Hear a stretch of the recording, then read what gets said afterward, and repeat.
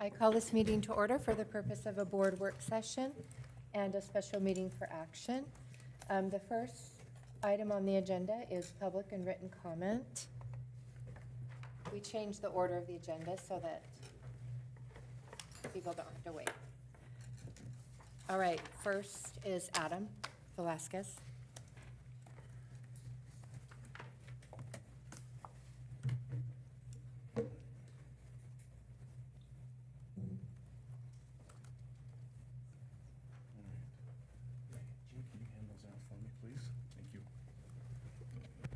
Good afternoon, good afternoon, members of the board. Thank you for the opportunity to speak today. As parents, teachers, and community members, our shared goal is to help develop life skills. Track and field does just that. It encourages healthy habits, getting outside, staying active, and learning discipline. It also discourages harmful behaviors like drug and alcohol use because athletes know that their performance depends on making good choices. The last time I was here, a big concern that was explored in great detail was excessive cell phone use among students. If you attended the recent all-city track meet where over 800 kids over a 2-day period were competing, you saw something different. You saw students cheering on each other, socializing face-to-face, and most importantly, not glued to screens. Track and field is one of the few places where phones naturally take a back seat to real human interaction. Team practices are no different, as it is very difficult to run on the track with a small, flat, rectangular device in your hand or in your pocket. They interact with one another without phones for the most part, and they are gaining healthy habits. You're probably wondering why I gave you that photo. It is a photo of my son at his all-city track meet. Yes, I am very proud of him, but the reason I'm showing you that is I want you to examine this photo. As you will see, you will not see a single cell phone in that shot. It is a photo finish, as you can see, very close, very intense. This is how it used to be. Every single kid is glued to the finish line, living in the moment. This is how it used to be before smartphones kicked the door open and raided our lives. We should be doing everything we can to get more of what you see in this photo, and I feel a 6-lane track sends that message that we are invested in this kind of organic student behavior. But yet we're considering reducing the community's last open access track to just 3 lanes and removing the field event areas. That decision, in my opinion, runs the risk of discouraging participation in one of only 2 no-cut sports that we offer in the district, sports that are vital for kids who might not find a place elsewhere. It also limits opportunities for students to train independently, especially those who rely on this facility outside of school hours. I want to acknowledge that the good that's come from the district's 5-year plan. It's clear that students are benefiting, but in light of everything we've learned since 2020, especially about the importance of physical activity and in-person connection, I strongly urge you to reconsider the part of the plan and retain all 6 lanes at the Franklin track. The Capital Improvements Fund came in this year under budget by almost $500,000, which will cover the cost to retain all 6 lanes of the track and still have a surplus in the fund. Let's invest in what's working. Let's give our kids the greatest chance to thrive on the track, in the classroom, and in life. Thank you very much. I forgot to say this before we started, but you have 3 minutes, and when your timer goes off, you'll hear it, Renee's, the timer. At that point, you can finish, 10 seconds or, just wrap it up. Just so I forgot to say that. Thank you. Marcy Jordan.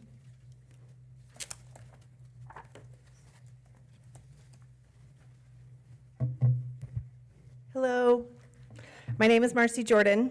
I have 3 children who have all been high school varsity track and field athletes here in Pocatello. But in addition to being a mother, I'm actually a middle school fitness and health teacher. I've been a varsity coach, and I've spent the last 2 summers presenting information to physical education educators all over the state of Idaho about the importance of middle school being a training ground for high school athletics. I believe that we have a unique opportunity in middle school to motivate students to enroll in athletic programs who may not have previously thought of sports as being an academic and financial solution. For example, my son's desires to play football after high school part of that recruitment process is having a competitive 100 dash time. That development athletically began in middle school on our tracks, our 6-lane tracks. My daughter, who is a thrower at Utah State, threw her very first shot put at the Hawthorne Middle School track field. That throw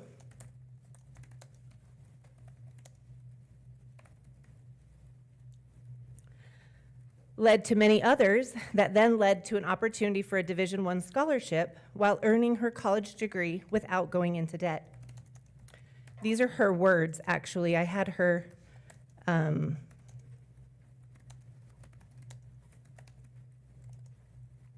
My name is Ruby Jordan. I'm a Division I track and field athlete, a former state champion, a proud Pocatellan, and most of all, I am a thrower.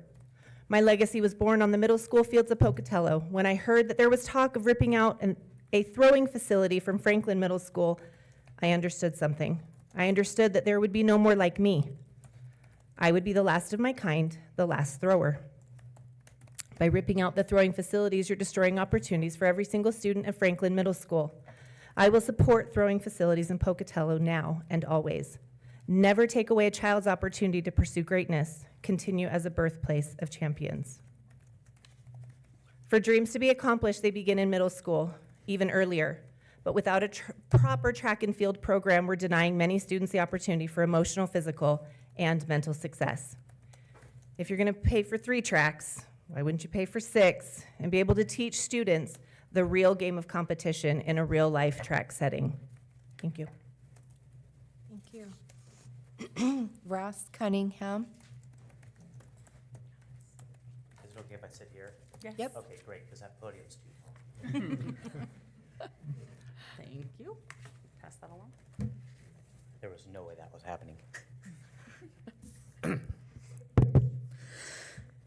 Members of the board, Superintendent Howell, once more I'd like to thank all of you for having me speak with you all today, and I'd like to build upon the previous argument that I made a few weeks ago to resurface Franklin's track with 6 lanes with 2 more points: student confidence and accessibility.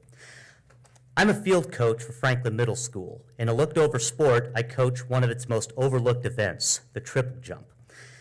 Now, thanks to strong relationship building, I do substitute teach at Franklin quite a bit, and maybe some promises of ice cream and being buried in our triple jump pit, which you see in that picture right there. I'm in the middle, up to my neck in a triple jump pit. I was able to get around 38 students to participate in an event that typically only sees 2 to 6.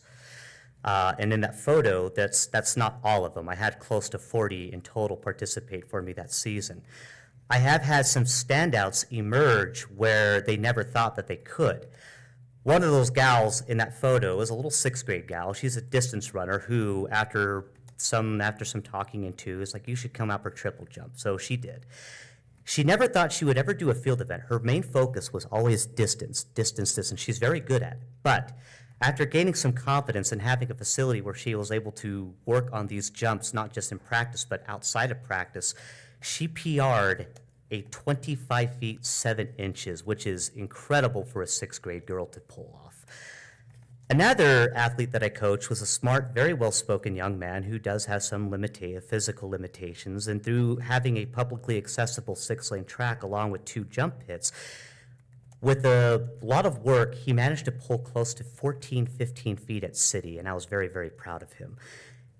Everyone in general in that team improved in an event they never thought that they could even participate in. And just to see their confidence grow over those several weeks that I got to coach them was a joy greater than anything that I ever experienced with ISU athletics in the 16 years that I spent on those sidelines with Idaho State.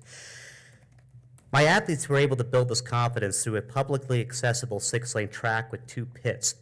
I would also like to point out that this is the last of its kind, not only in Pocatello, but this is the last facility of its kind for several counties, believe it or not. I believe you'd have to go all the way up to almost Rexburg to get anything like this. Blackfoot just closed off their facilities last summer with a fence, so now you have to go several counties outside just to get a publicly accessible track in this side of the state. I understand that the argument for tearing up the track was to turn Franklin into a multi-purpose facility, and I'll argue that by saying I'll argue by saying that by resurfacing this track with the 6-lane track, we maintain the multi-purpose role by preserving a diversity in facilities not found outside of this district and the city. Members of the board, Superintendent Howell, again, I'd like to thank you all for your time, and I hope you guys enjoyed the photo of me being buried up to my neck there. Do you want it back? Oh, yes, please. Thank you. Melissa Arrington?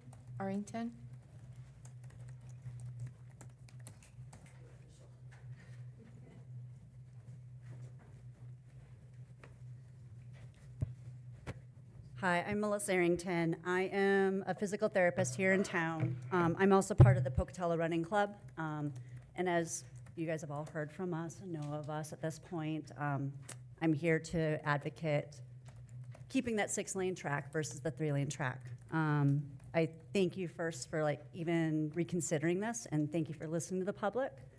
As you can tell from the people here and from our previous meetings and probably what you've heard online, there's a huge emotional response to this, right? This is very, very important to our community. So thank you for listening, and I hope you hear everybody tonight and take this to heart.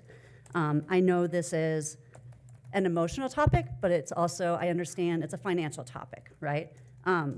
I just, right before coming here, I actually swung by the track, and they're in construction right now. And I talked to the foreman down there, and he couldn't give me firm numbers, and you guys have all the numbers and whatnot, but he was basically saying, right now it's about $300,000 to put that 3-lane, to dig out the 3-lane and put the 3-lane back in, right? They're not touching the inside of the soccer field as far as I'm concerned. And he said it's really only $150,000 more to finish and do the full 6-lane track. So, all things being said, it is a lot of money. I do understand that, but really, there are either ways for us to come up with that, and really it's dimes and nickels when it comes down to the benefit it would be for our community. This is the last public track that Pocatello has. It is very widely used among the public, not only our club, but also other community members, and it's very valuable for our school kids as well.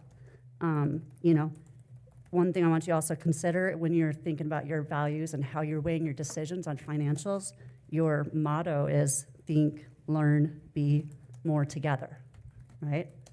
So let's think, let's learn, let's be more together, and maybe look at this as a community resource and how it can benefit everybody long term. So thank you for your consideration. Thank you. Melissa Snell?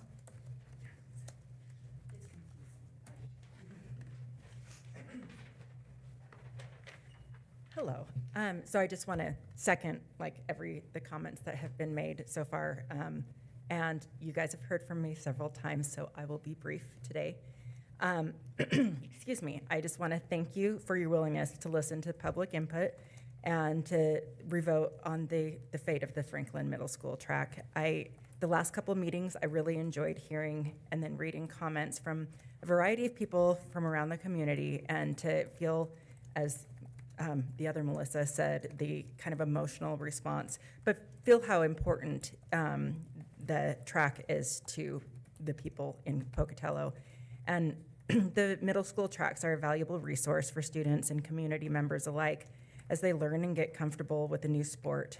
In the last meeting, I was especially touched by the statement made by Spencer Van Orden, who talked about his grandmother's involvement in paving the track back in the 1980s, and then his own experience beginning to learn the hurdles in middle school on the Franklin track. And that is an event in which he is now an All-American competitor, which is incredibly cool. But even for all of us mediocre people, the track has done wonderful things. And so I urge you to vote to replace the track at Franklin with a new improved 6-lane track that will provide the upcoming generations with a good facility to practice and learn a potentially lifelong sport. Thank you. Thank you. Christine Howe?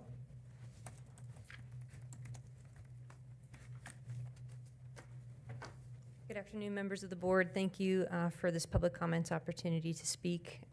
I also have been before you several times regarding the Franklin Middle School track. I am a member of the Pocatello Running Club and a resident here in the city of Pocatello.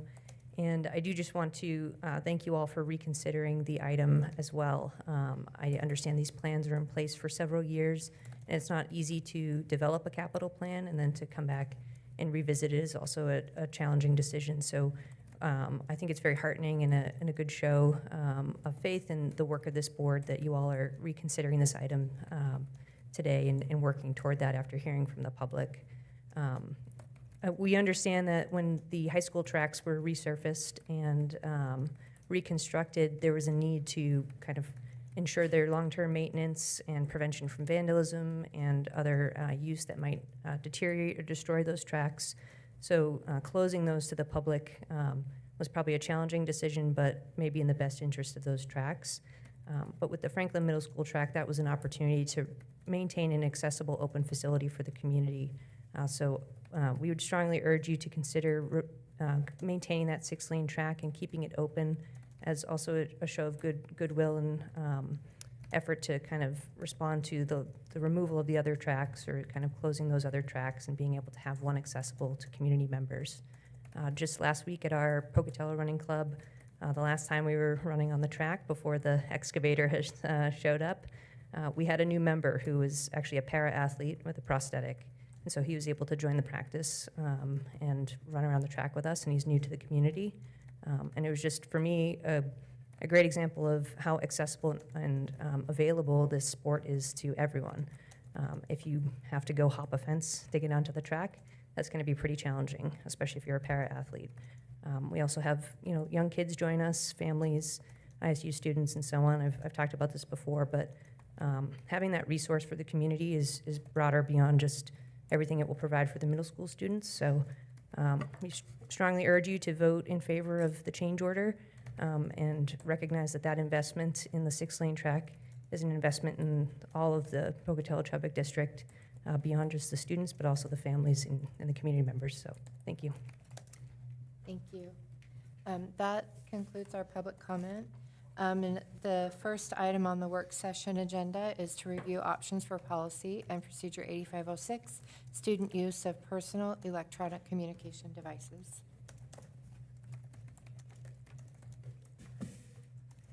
All right, I think we have some options to look at and wanted to be able to use a work session to maybe discuss those options and try to come to a second reading at our next board meeting. Third, sorry. Yay. All right, so do we want to, Renee, do you want to lead the discussion or you want me to? I will just say that the document that I included in the packet kind of took everybody's conversation from the last work session and just put it into an option A or B or a yes or no optional format. And the way that I had planned to put that into next week's agenda was to have you vote on hearing the policy on third reading for adoption, and then proposal 1, A or B, proposal 2, yes or no, and go through it that way, one at a time, just kind of make it easier to succinctly get through the policy rather than trying to get it into one agreed upon document, if that works for everyone. So this is a meeting for action on this policy as well. Not We for just- this one. This one will be next week. Okay, We so just want to what- make sure everything's on here. What, so you don't need to know who wants A No. and B? No. You just need to know that everybody's options that they Are want represented. to be considered Yes. are here. Yep. Okay, so should we just start with the first highlight in yellow and just go through it like that?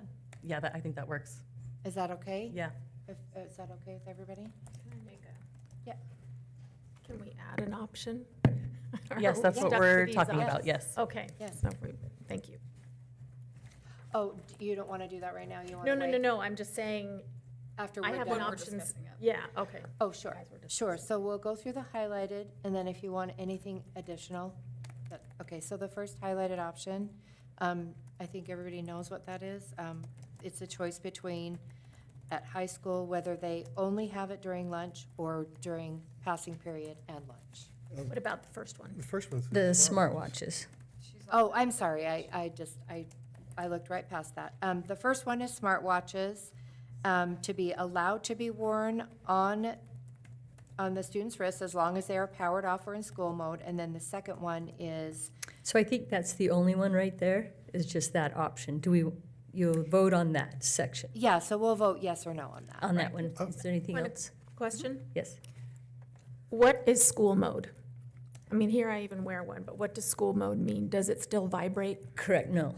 But it still No, works. It's but still, so it it's just works silenced, like a basically, watch. yes. There's no vibration, you can't text, you can't, it's not an interruptive device. Correct. Now, don't the parents control that if don't the parents put it in school mode so that the child cannot access? I cannot answer that.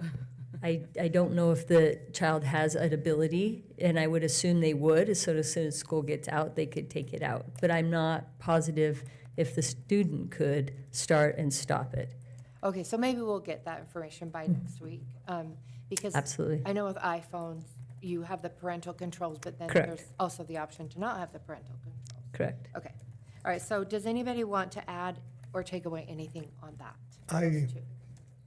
Please go.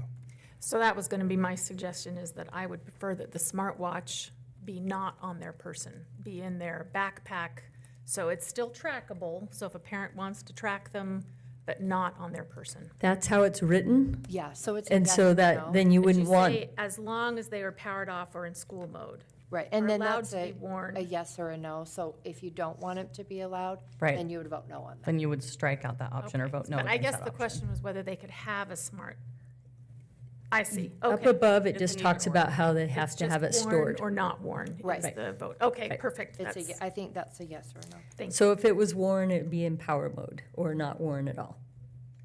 So the- Powered off. So anything else? a school mode. School mode. See, that's where I'm not sure what school mode means. We'll clarify that. Okay. Let's clarify that, Mm-hmm. and we'll know by the next meeting. Okay. Okay. I would So- like, Madam Chair, Oh, yes. yeah, I'd like to add an option here. I would add the option for, also that just, we could say in elementary schools, only smartwatches are allowed to be worn on the student's person as long as they are powered off or in school mode. So that would provide another option Okay.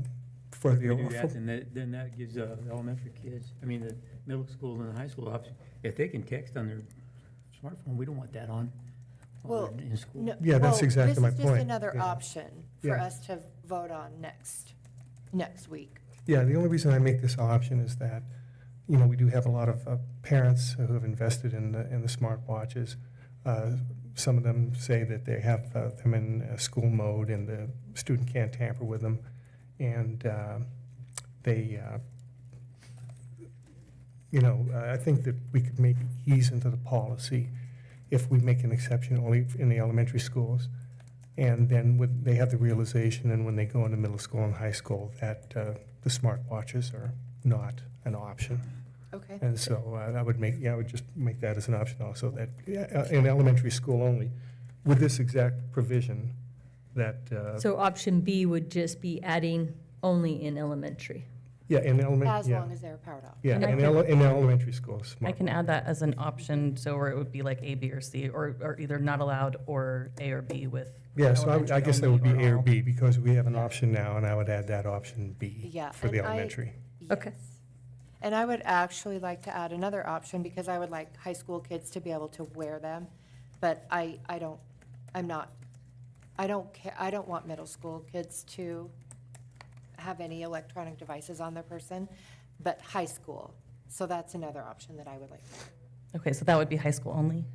That would be, so. Or just elementary and high school? Elementary and high school, we can break it up if we want to, so that if, somebody only wants elementary and then somebody only wants high school, I'm not sure how you would, well, you can word it so that there are 3 separate options, and you can, and it can be in addition to. Okay. Okay. All right, so any other options that anybody would like to add on those? Okay, next one is a courtesy phone available in the office. Hold on Well, one second. actually- Right above that was just that you high school passing have Oh, it then passing in their period. Oh, passing I guess time or we're- just I was lunch. thinking we were talking about both. Does anybody want another option besides only lunch, or the B would be lunch and passing period? And this is high school only. Correct. not middle school and elementary. It says high school. I think lunch only, as far as I'm concerned. I think they're gonna have too many opportunities. You can have, and it's only that small percentage of kids that are gonna try very hard to get away with as much as they can all the time. And I really think that if we just allowed them to have them during the lunch and high school only, I like the way it was written originally, that's the way it should be. That's my opinion. So you're okay with those two options? Yeah, It's so included he's in saying there? lunch Okay, only. So I have a point of question, Madam Chair. yes. So then we're just talking about options here, or are we actually going to discuss, like Jim said? If you want to discuss it, you can. I mean, I guess you're welcome to discuss anything you want, but what I was kind of, since we have had a lot of discussion, I thought we could just go through the points in yellow and make sure that everybody's options are there, so that when we vote on it next time, they're there. But as I said, you can discuss anything you want. So I do have another question then. Uh-huh. So at the end of all the options, are we going to discuss the policy, or are we just going to limit our discussion to our actual work session next time? I guess that's my question. We can open it up to any other discussion at the end of these Okay. points. Then I might suggest then that we quickly go through the options and make sure we have all the options available. And then we can have a discussion on the matter if that's amenable to everyone Okay. else. Is that okay with everybody? We're just going to go through the options, make sure that your option is shown there that you want, and then we'll discuss it at the end. That's what I would like, yes. Megan, did you have a question? Yeah, if I may. Will you remind me on American Falls what their policy was? Was it bell to bell, lunch allowed, and that's it? Not passing time? Bell to bell, I have there. only high school lunch. Okay. That's all.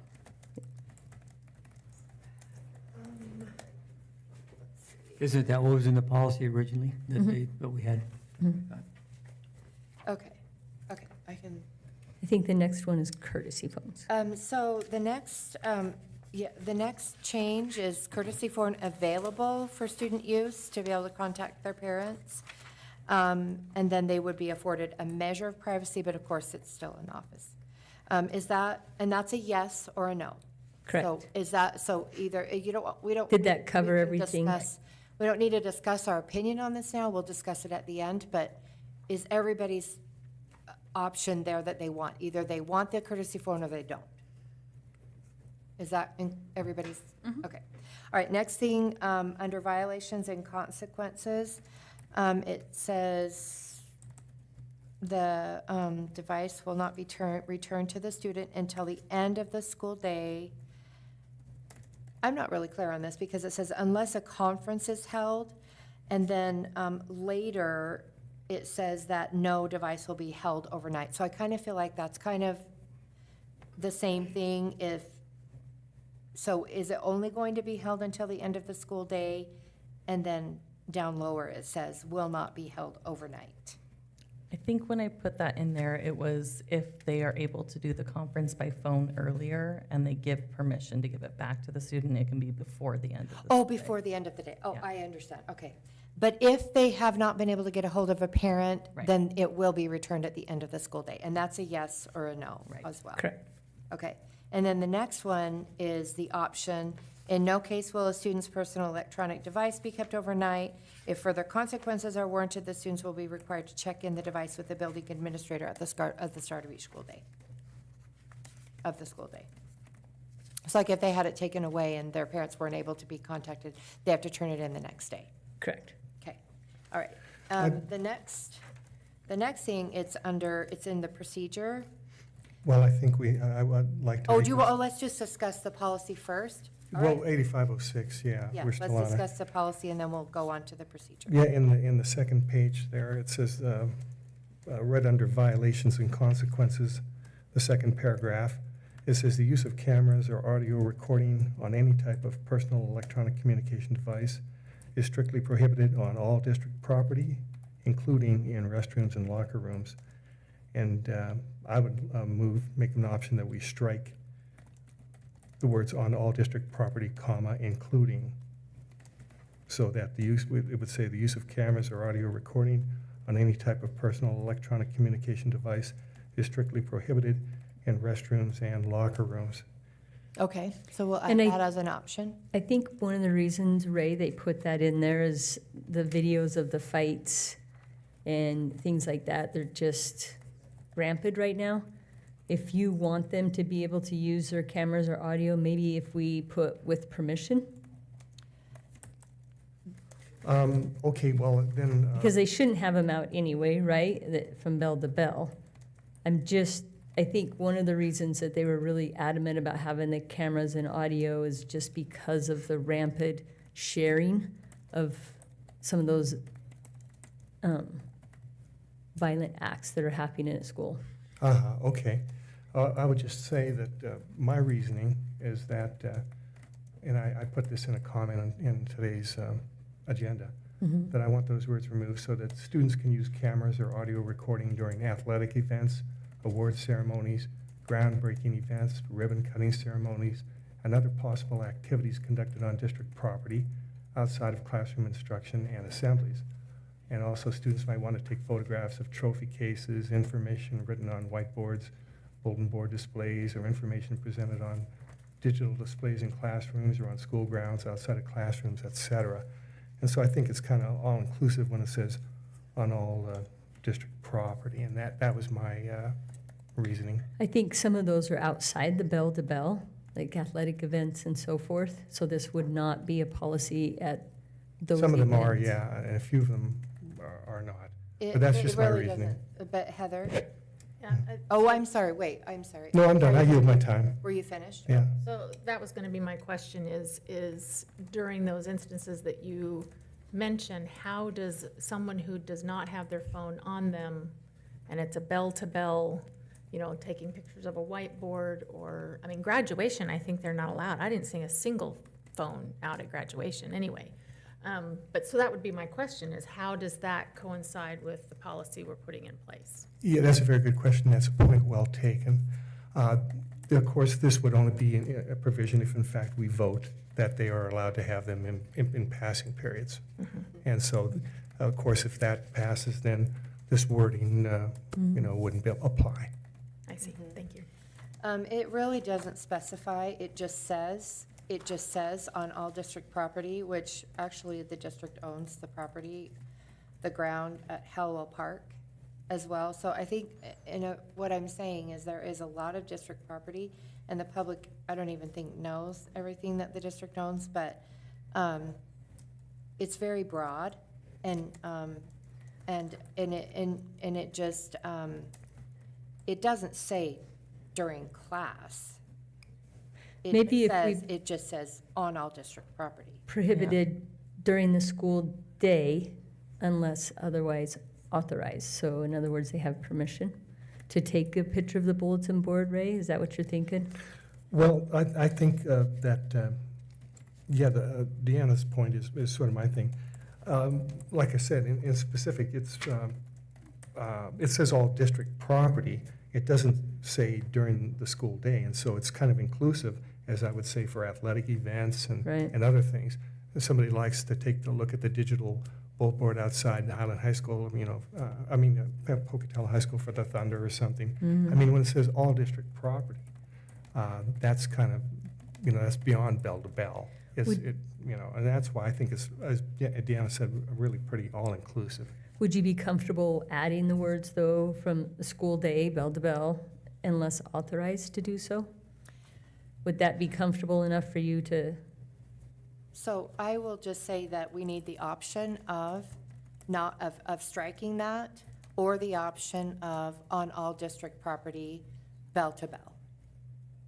And maybe that would be in school buildings, Well, I agree so with, that it wouldn't include like outdoor athletic facilities, and it wouldn't include like Hallowell Park, and it wouldn't include other things. Maybe we could be more specific. But I want the option of striking it, because if they're not allowed during class, then they're not allowed during class. And then whenever we vote on whether they're allowed in the passing period or not, that will also be decided.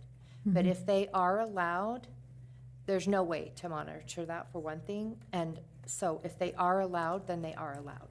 So our decision is, are they allowed or are they not allowed? And where are they allowed and where are they not allowed?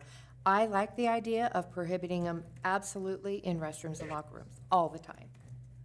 And then beyond that, and that includes any cameras, and then beyond that, I would like the option of whether we want to vote if it's on all district property bell to bell or whether it's stricken.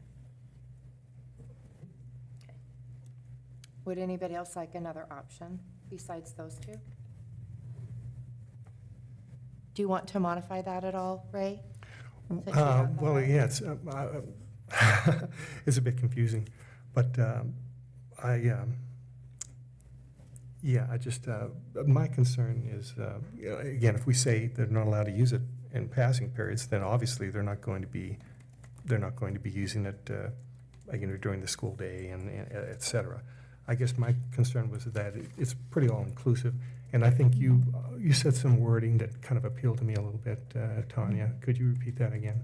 I just talked about how we could put devices strictly prohibited during the school day, bell to bell, unless authorized. Authorized by a teacher, so that way it doesn't have to always be authorized by an administrator, but it could be authorized by a teacher to take out and take a picture of what you're calling the bulletin board or whatever that you feel like they might need a picture of. Am I getting what you're trying to get at? I guess my main thing would be when it says, well, yeah, 'Cause maybe we can we just could- clarify this. When it says on all district property, I mean, I'm just primarily concerned. I think we'll address whether or not they can use it in passing periods. Right. But I'm thinking about, all district property is pretty Yeah. inclusive, and it includes outside of bell to bell and et cetera. And right now, it doesn't really make that distinction. It just says they're prohibited on all district property. And that would, Correct. to me, imply at all times, even outside of class. Right, so I think everybody's in agreement that we take out the district property wording, but put devices strictly prohibited from taking or using cameras and audio, right? Strictly prohibited during the school day, bell to bell. In school buildings. We can write in school buildings if you'd like. So I think what Does that make sense, Ray? Well, I think that's kind of built into whether or not they can use it in passing Right, periods. right. And that sort of covers That's that. true. Right. And, well, we get that. if we decide that then it can't do it during passing periods, then that sort of negates any additional wording required there, because they're just not allowed to do it.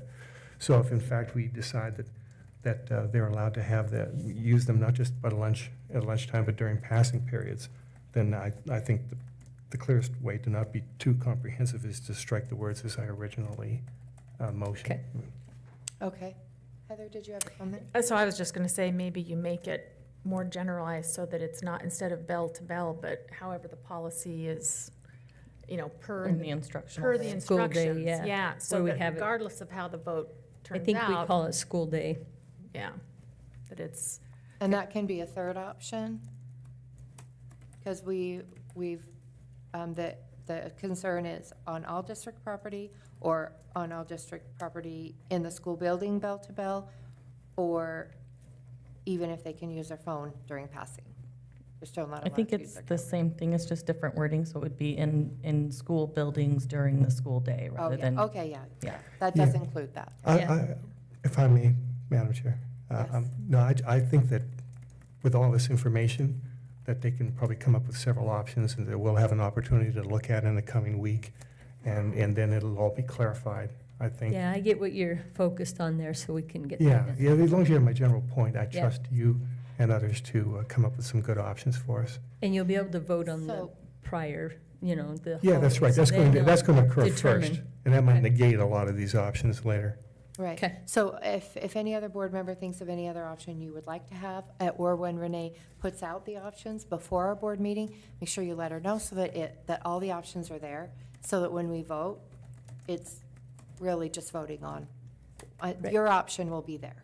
Correct. Okay.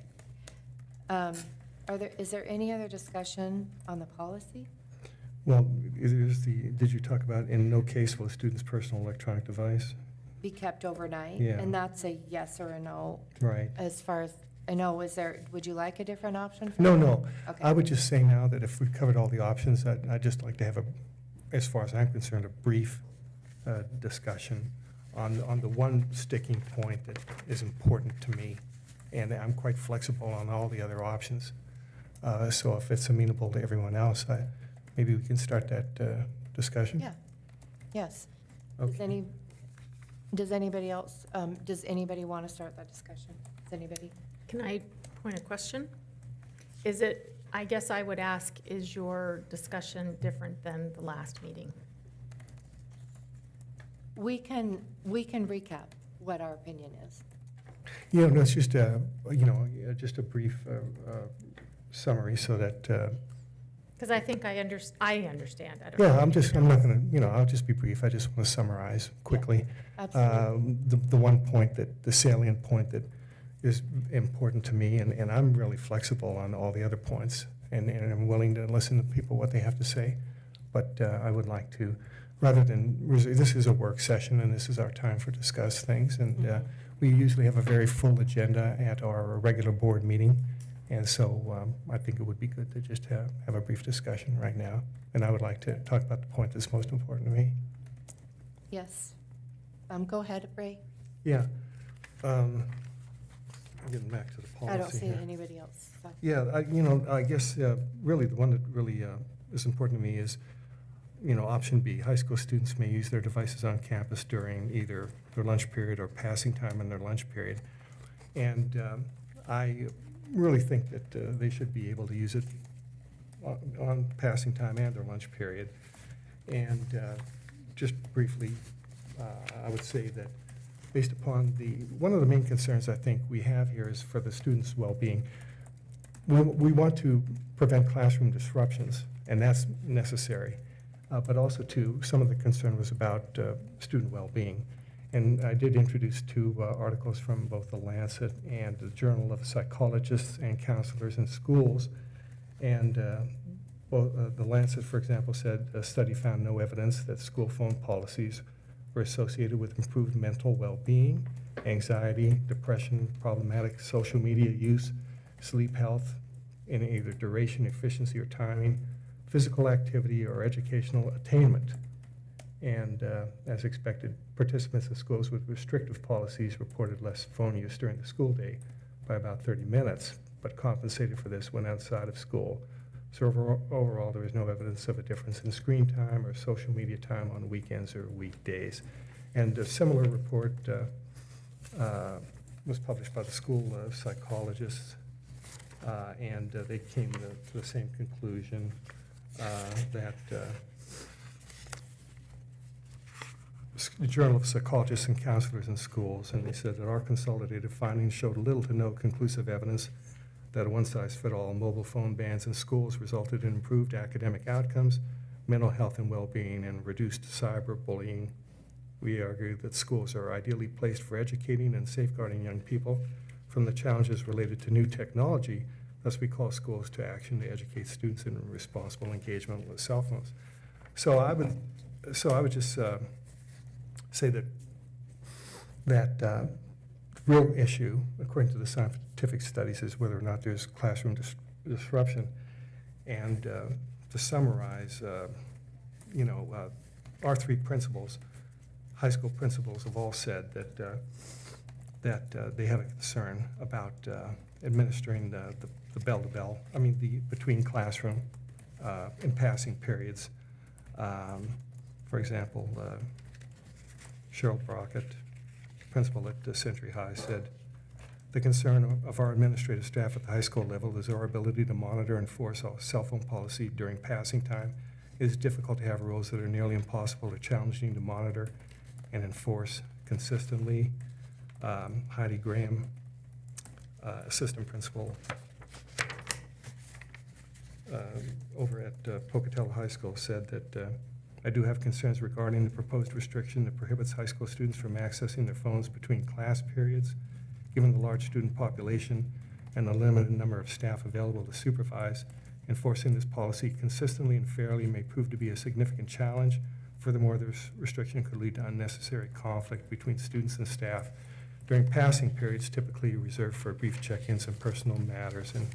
And the final comment I would make would be from Principal Bradley Wallace of Highland High School. I think he pretty much succinctly and cogently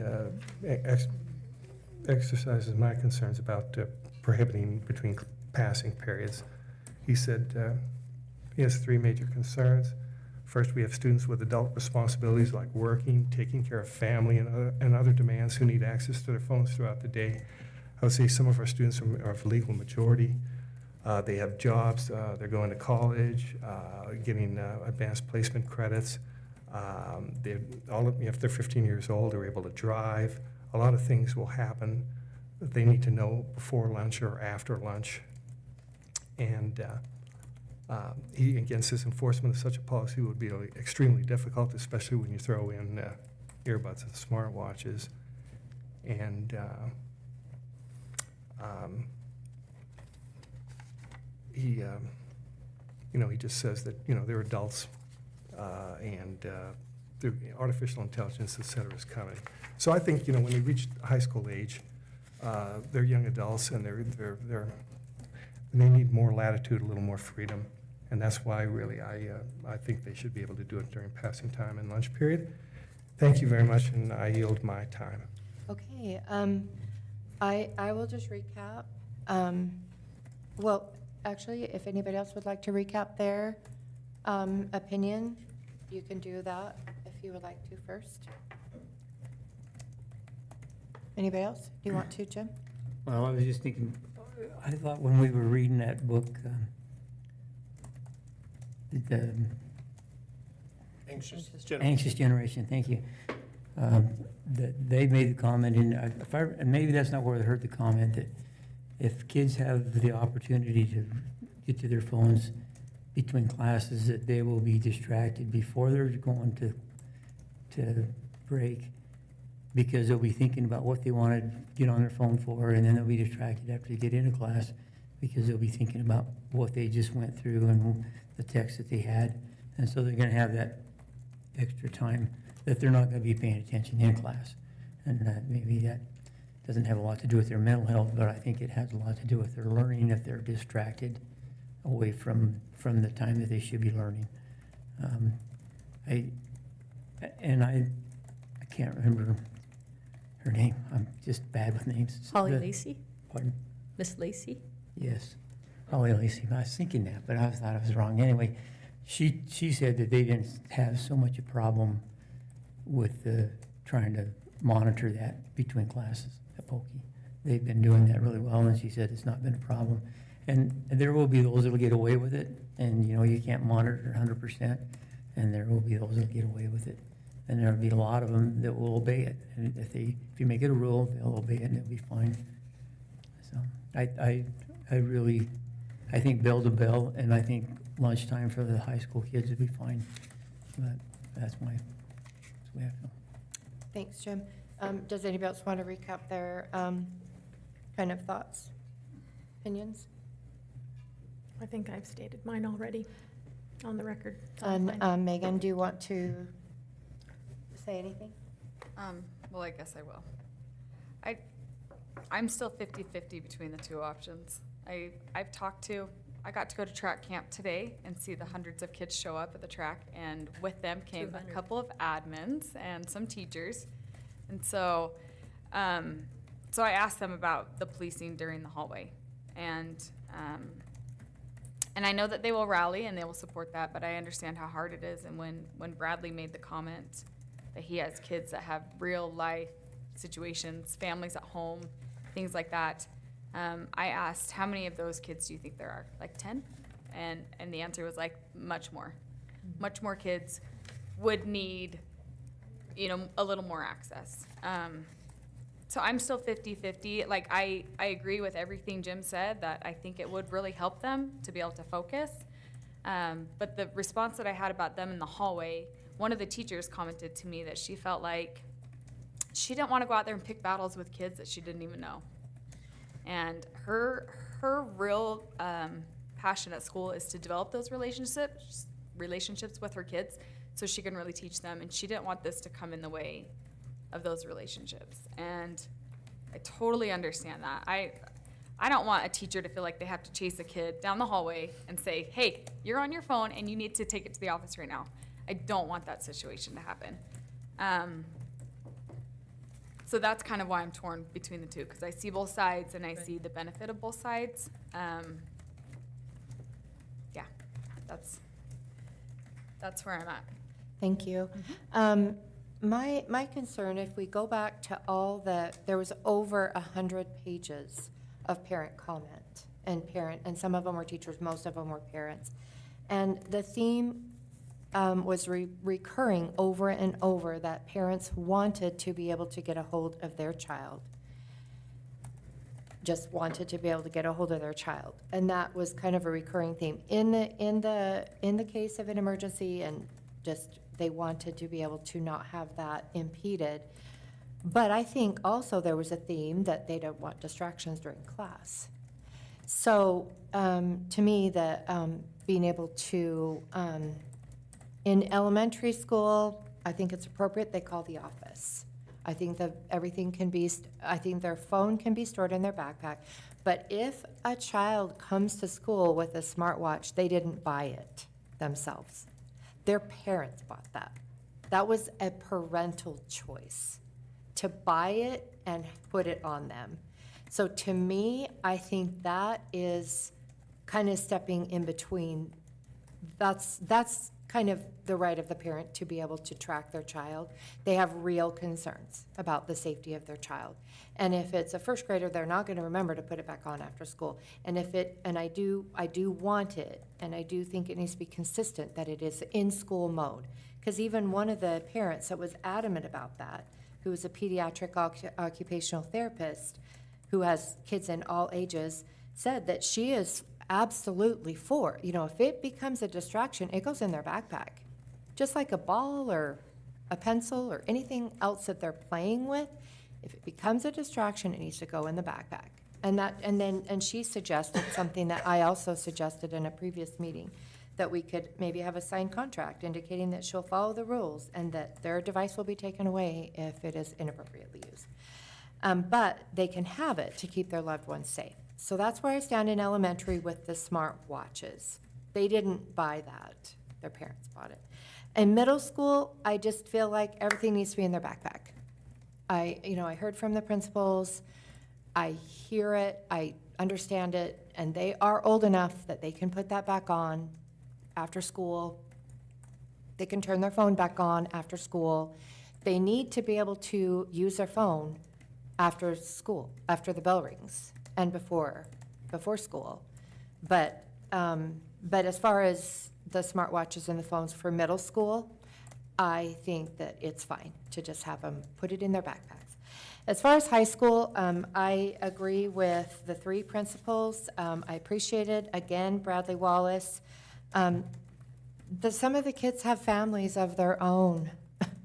They have actually a baby, they actually have a lot of them are supporting themselves completely. They are on their own. And they have real adult responsibilities. And to say you can't text your employer back or you can't respond, I can't imagine myself doing that to some of them are 18 years old.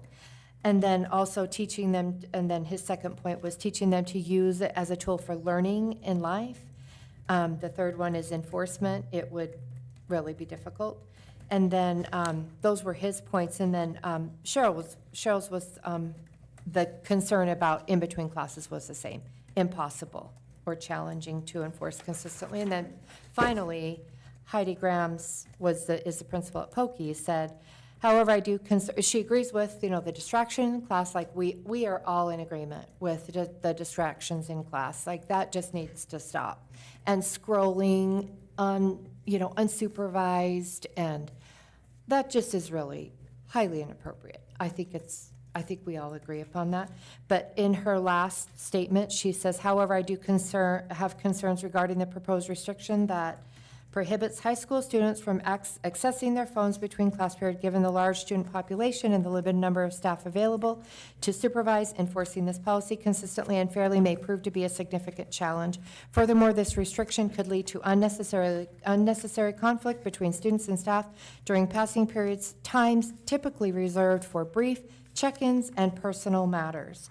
I recommend reconsidering this specific element to better align with the practical realities of high school operations while still upholding the overarching goals of this policy. And that's Pocatello High School. And then somebody else, I don't remember, just said that it sets kind of a bad precedent. If it's not consistently monitored in the hallways, then it sends a message that there are rules that it's okay if you break because they're not really being consistently monitored. And there's no possible way to consistently monitor that. So those are my thoughts with the high school. And with high school, with the smartwatches, a lot of the kids have bought them themselves from a job that they have. And they own them. And as long as it is not a distraction and as long as they are not playing games or doing anything, if they're doing anything inappropriate, just the same as any other thing, it absolutely needs to be put away, their backpack.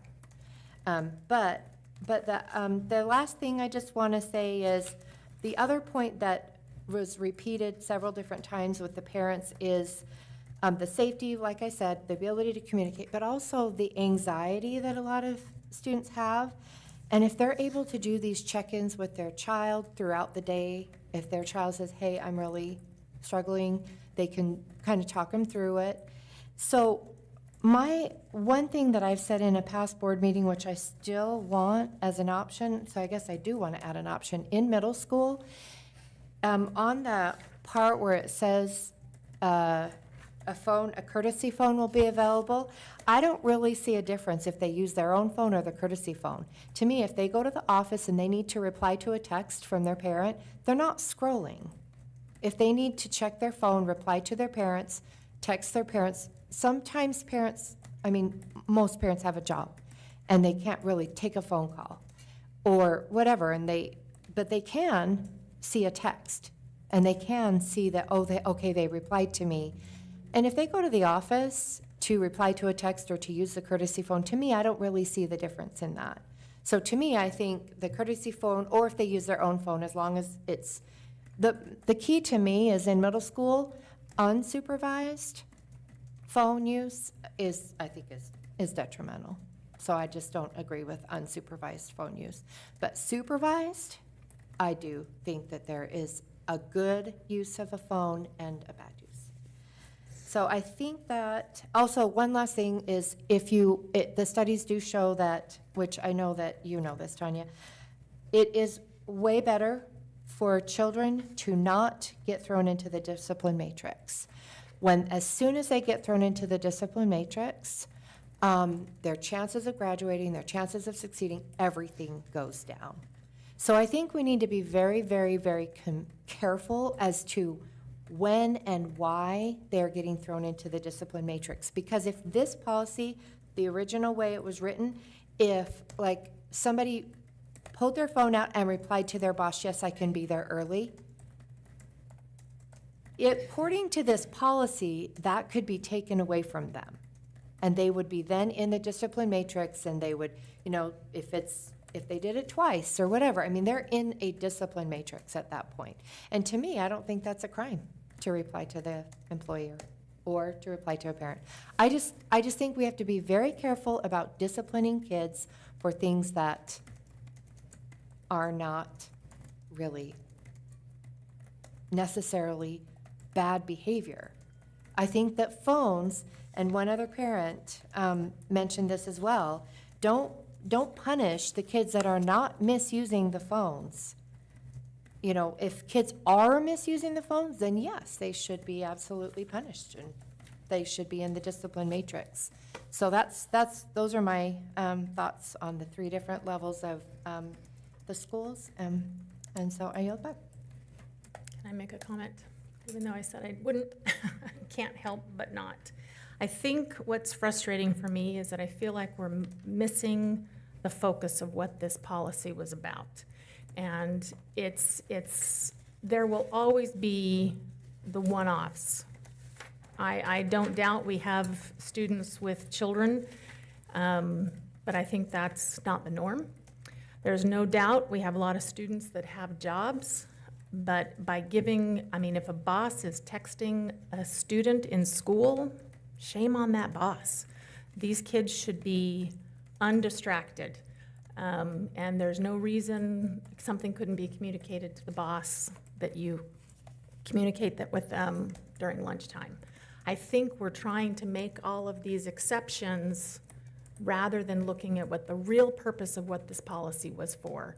And, you know, I've spoken to the districts that have put this in place, and yes, they initially had some of the same misgivings that these principals have, or the relationship issues that you've talked, they had those same misgivings and have found, just like Pokey actually has found, it works better than you think. And I think the teachers are extremely appreciative of having this overarching, enforceable, district-wide policy that is not based on a classroom or based on a hallway or based on a school. It's an overarching district policy that encompasses the entire district. Everyone knows the rules. The students understand it right from the get-go. The parents understand it from the get-go. The teachers and the administrators. Is it going to be bumpy at first? All these other districts, American Falls, Marsh Valley, was it Blackfoot? He was either Blackfoot or someone in Idaho Falls.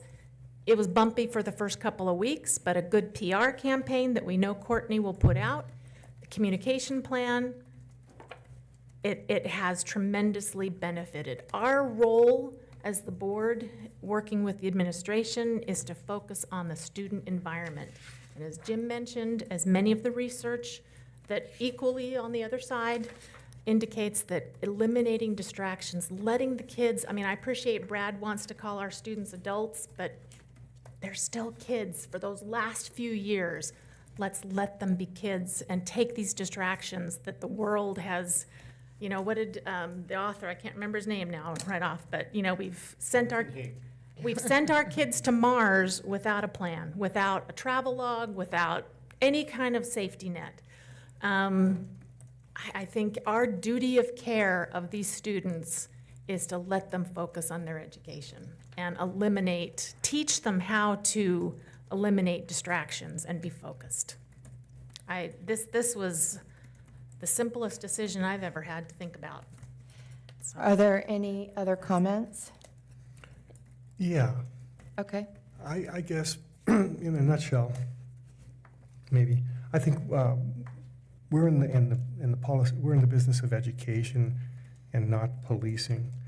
And I think, I don't know, we never took a survey of the teachers, but I would imagine that most teachers don't want to be in high school, and that's only high school. Mm-hmm. They don't want to be cell phone police. I think, again, if we had a survey of that, I think most of them would say they don't want to do that.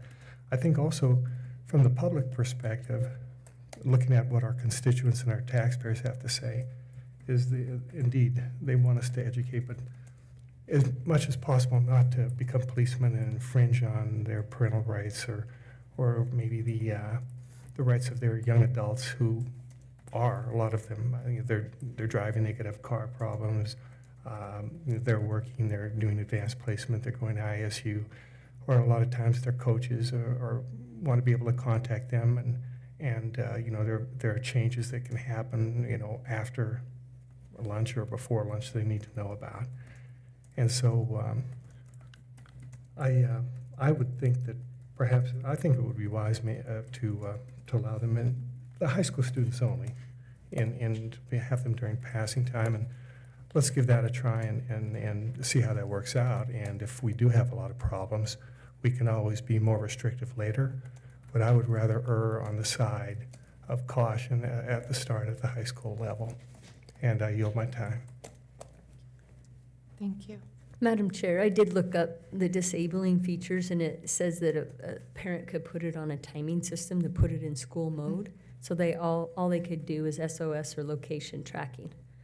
So that answers our question on yeah, that parent elementary. and the student cannot take that out of school mode. Yeah, that's kind of what I thought.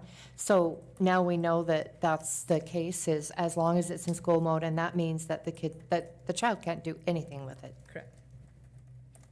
They can't Tell do the time. anything. Cannot- Just tell them the time, right?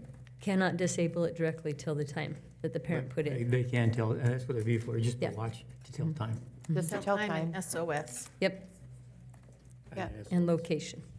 So the Yeah, and so the track parent could location. consistently see their location, but the child couldn't see anything on their end. So that's what I thought. I didn't want to assume, And I since think I that haven't done that. the So next- if we say in school mode now, we all know what that means. So like So I I think said, anyway. yeah, we just already- need to go over 8506P now with the different options. Is that correct? So 8605P, Yeah. the procedures.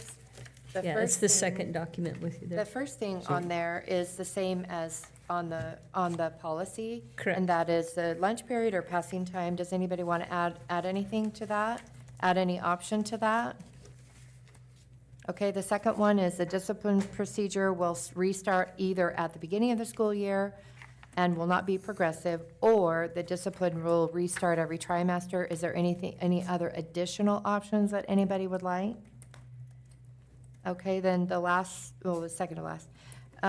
The next option is the device may be returned to the student with parent guardian permission, and that's a yes or a no.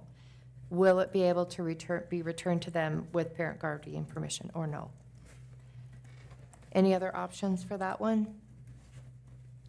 I think that we need to add to that what we talked about in the policy, and that is if it's in the office, if the parent can be got contacted, then they could get it before the end of the day and just the same procedure. And so that should probably be added, the same as in the policy. And then if they are not able to get a hold of the parent during the school day, they would have to get it at the end of the school day, and it would not be held overnight.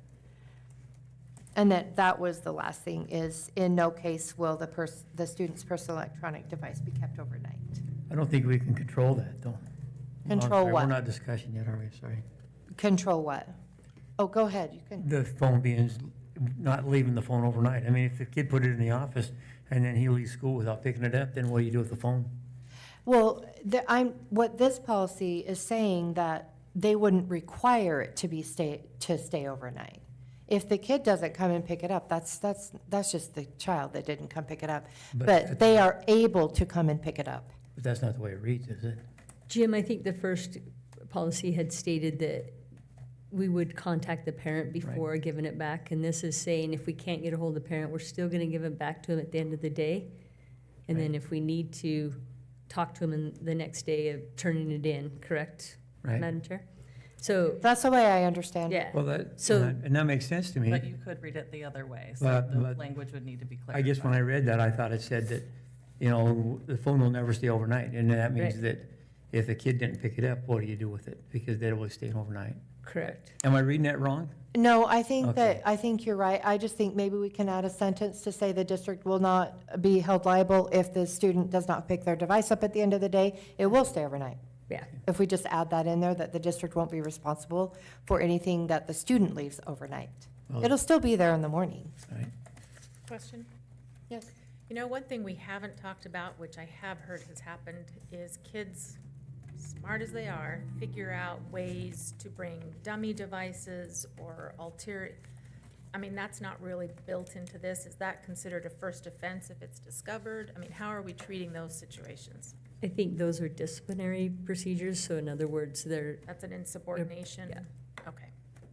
Does that need to be, or is that just assumed? no, that would just be a insubordination because they've already have their phone, whatever is being procedural done. And if they have a second one, that'd be an insubordination. I see. Yeah, if it's discovered, then they clearly disobeyed what they were asked to do. Mhm. And that's already in our discipline Matrix. procedures. Okay. Thank you. Is there any other? Well, I'd just like to say one more thing that, when I first read the policy that the committee came up with, I thought it was a really good policy. And my thoughts are that I'd like to keep it as simple as we can, all the changes that we make, and put it into effect. And as it becomes effective and as it becomes ineffective, or, we find that things need to be changed, and we can always change it down the road. But I think to rewrite everything that they put in there, I think was kind of like, why do we have a committee? We put that committee in force. We selected some good people, and they came up with a great policy. And I can understand a few little changes, but I really don't want to rewrite this whole thing. I think that they deserve the opportunity to have that put in place and see how well it serves us, and see where we might make a few changes here and there. But I don't know. Go ahead. So I don't know how much we want to discuss right now. Maybe I'll just say some of the things that I feel about all of the policies. I think that it should be, the start over should be year to year, not trimester to trimester. I think these kids ought to be held accountable for what they're doing. And I really believe that 90% of our kids are going to try really hard to be obedient. I know there's always going to be that 5 or 10% that just have to just try to do everything they can to break the rules, see how much they get away with. So I think year to year would be good. I definitely don't think earbuds, I think earbuds would be really hard to police. I mean, if you see a kid with an earbud, how do you know what he's doing with it? You don't have any idea, and there's no way to find out. So I think earbuds ought to be out. I mean, if a kid's got a hearing problem, then that's would be something else. And I think you had the right idea about having a privacy phone. I don't think the school should provide a privacy phone. I think if we had a phone in a private place, I think it would be misused a lot. I think kids just see it as an opportunity to go do it. But if they're using it during their lunchtime, I think that's enough time.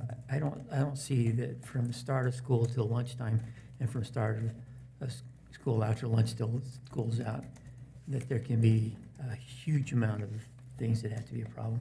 And if they have a problem, if the kids have a problem, or if the parents have a problem, there's the school district to call, and call the principal, the vice principal, or somebody, and make contact that way. Those are my feelings. I think, and I appreciate what Ray said about passing time, but I think like Miss Lacey said, that I think it's not going to be that hard to police, and I think the kids will probably police themselves pretty well. You'll have those that try to get away with it, and they will, and it's not going to be really easy. And I don't see a teacher having to run down the hall and grab a kid. But first of all, if they happen to be standing in the hall, kids will be pretty good about not bringing them out. And I just think it'll be a great distraction to them. That's all I have to say. Are there any other comments about the procedure? Well, just in regards to the procedure, I don't see any problem with it. I think all the options there are nice. I'd like to agree with Jim. I appreciate very much all the hard work that the committee did. I certainly learned a lot. I attended all the meetings, and my job there was as a non-voting member, a non-voting participant, was just to listen and to learn, and I've learned a great deal. I have learned a great deal afterwards by, looking at scientific research, et cetera. I think that it's good that we're having a good discussion about this. I'm satisfied with all the options that are available. We'll certainly be in cooperation with whatever agreement the board comes to. I guess, I'm, like I say, really in line with everything. I just do have concerns about the young adults only. And so that's all I got to say. I yield my time. Okay, thank you. As far as the committee, I have a deep respect for the work they did as well. Committees are all different. They're made up of different people. All of our committees are different. And there have been many times that we won't discuss that board members have disagreed with what the committees have decided. So it's not a matter of disrespecting anybody, unless you want to say that each one of us have, because each one of us have disagreed with the committee at one point or another. So, so that's all we're kind of on the same we are the ones responsible for making the decision. We got more than 100 pages of feedback. We've got from the principals and lots of feedback since that. And then also the studies. One question I do have, and maybe it's already covered, what about foreign exchange students with the language that they might need to do the Google Translate? Is there an exception for that? Because I'm getting a foreign exchange student from Germany. I know that typically Raina has purchased Google Translate through the Chromebook, but I'm not, all of that is through the Chromebook can be done. Does that make sense? Well, You don't have to have a, but then when in cell phone. passing, they would, if their English isn't great, they would need to be able to translate things when people are talking to them. So I just wondered if there was an exception for that. Maybe we could do an exception like similar to the IEP 504 type thing. Does that make Okay, sense? can we add the language to that as well? I just don't Because they know. obviously would not have an IEP. Right. Do you want to just add Maybe we could look into that and get, feedback? provide you a better answer next week before we Okay. amend the policy again. Yeah, let us see what we can come up with, what we have in place for our EL learners and foreign exchange students. Because there are more EL learners and foreign exchange. And it needs to be an option where they're in conversation and they can be able to translate, to be able to have that human interaction. Raina, did you? Yeah, I was just going to add that we purchased separate devices that they can use for translation, so they Thought- don't. You want to come up so they can- Oh, good, thank you. So there are separate That's good. I didn't know devices. what those devices were. Thank you. Thanks, Raina. You're welcome. And we are looking into a few different options, but right now we have separate translation devices that just connect to our internet, and it doesn't require that they use their phone. And like Tanya had said, they can run everything in class through Google Translate on their Chromebook. Oh, great. Yeah. That's comforting to know. Yeah. Thank you very much. I appreciate that. Okay, any other comments, questions, or discussion? Okay, we're going to move on if there are no more comments.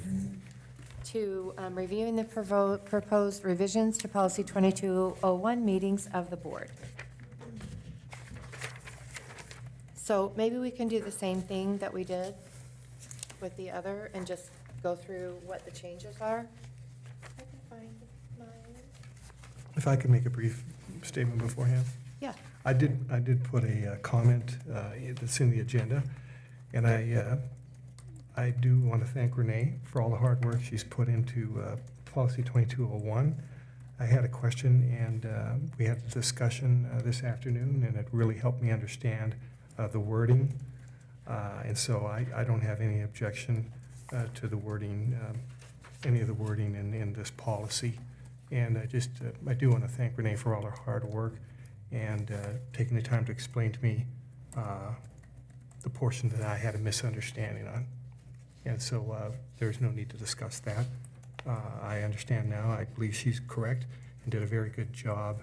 And I know I have no objection to the wording. I pass my time. I yield my time. On that first section of the green, highlighted in green, let's just kind of talk about that first. The only thing I would like to add is that a member cannot speak twice until all other members have had a chance to speak. That is in this small, that's in the attachment. I think Amy sent it to us, or Renee, you did. It's small board, it's for small boards, which Amy recommended. And it just says there's no limit. So it's more lenient on there's no limit to the number of times a person can speak or the time they can speak. But it does say that with that leniency, with that, it says yes, provided that the rule that everyone has a chance to speak once before anyone may speak twice is strictly enforced. And I would like to add that. Let's see here. It's on this if you 201 want. Policy. Let me see if there are any changes have been made. So on that first paragraph, first section, I guess we can, okay, that's the only thing I would like to. Is there anything that anybody else would like to discuss or add or take away on that first section? I just have a point of information I'd like to ask Renee just to clarify. And so then I want to make sure that there haven't been any changes I didn't notice. But on the second page, meeting conduct and parliamentary procedure. Let's see, where is that? It's on It's in the yeah, same section. Second Okay, page. I got it. And it says, the board will use Robert's Rules of Order, newly revised and brief, third edition, as a guideline for all meetings, with the exception that the following procedures for small boards shall apply. And is that the correct, okay. Well, I think that, I like that wording very much. I mean, because this book is very concise, it's well-written, it's easy to understand. I think that's all encompassing, but also she made a particular point to point out a couple of points. But it does mention in there that everyone should have a chance to speak first before anyone speaks secondly. And all that's covered, I think, in the rules. Mhm. So I don't think we need to elaborate any farther than that. It does say this book here is going to be our guideline for all meetings. And there is the understanding that we're using the provisions for small boards. And I think it was nice that Renee specifically pointed out a few, but I don't think that that is comprehensive and that we're limited by that. Am I correct, Renee? Correct. Okay, so with that understanding, like I say, I don't see a problem. I really like the wording. I think Renee did a very good job. This is a difficult subject, but I think it's pretty concise and I like it.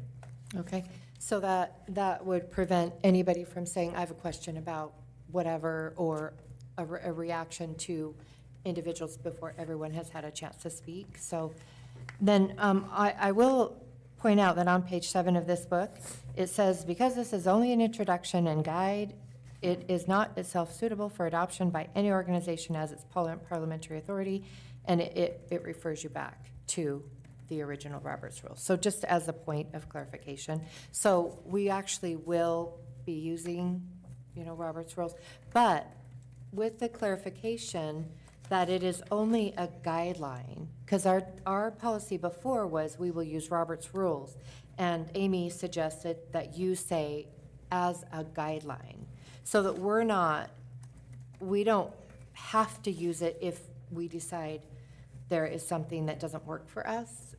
So that's something that was also suggested by Amy. So should we move to the next section? The decorum shall be guided. Well, yes.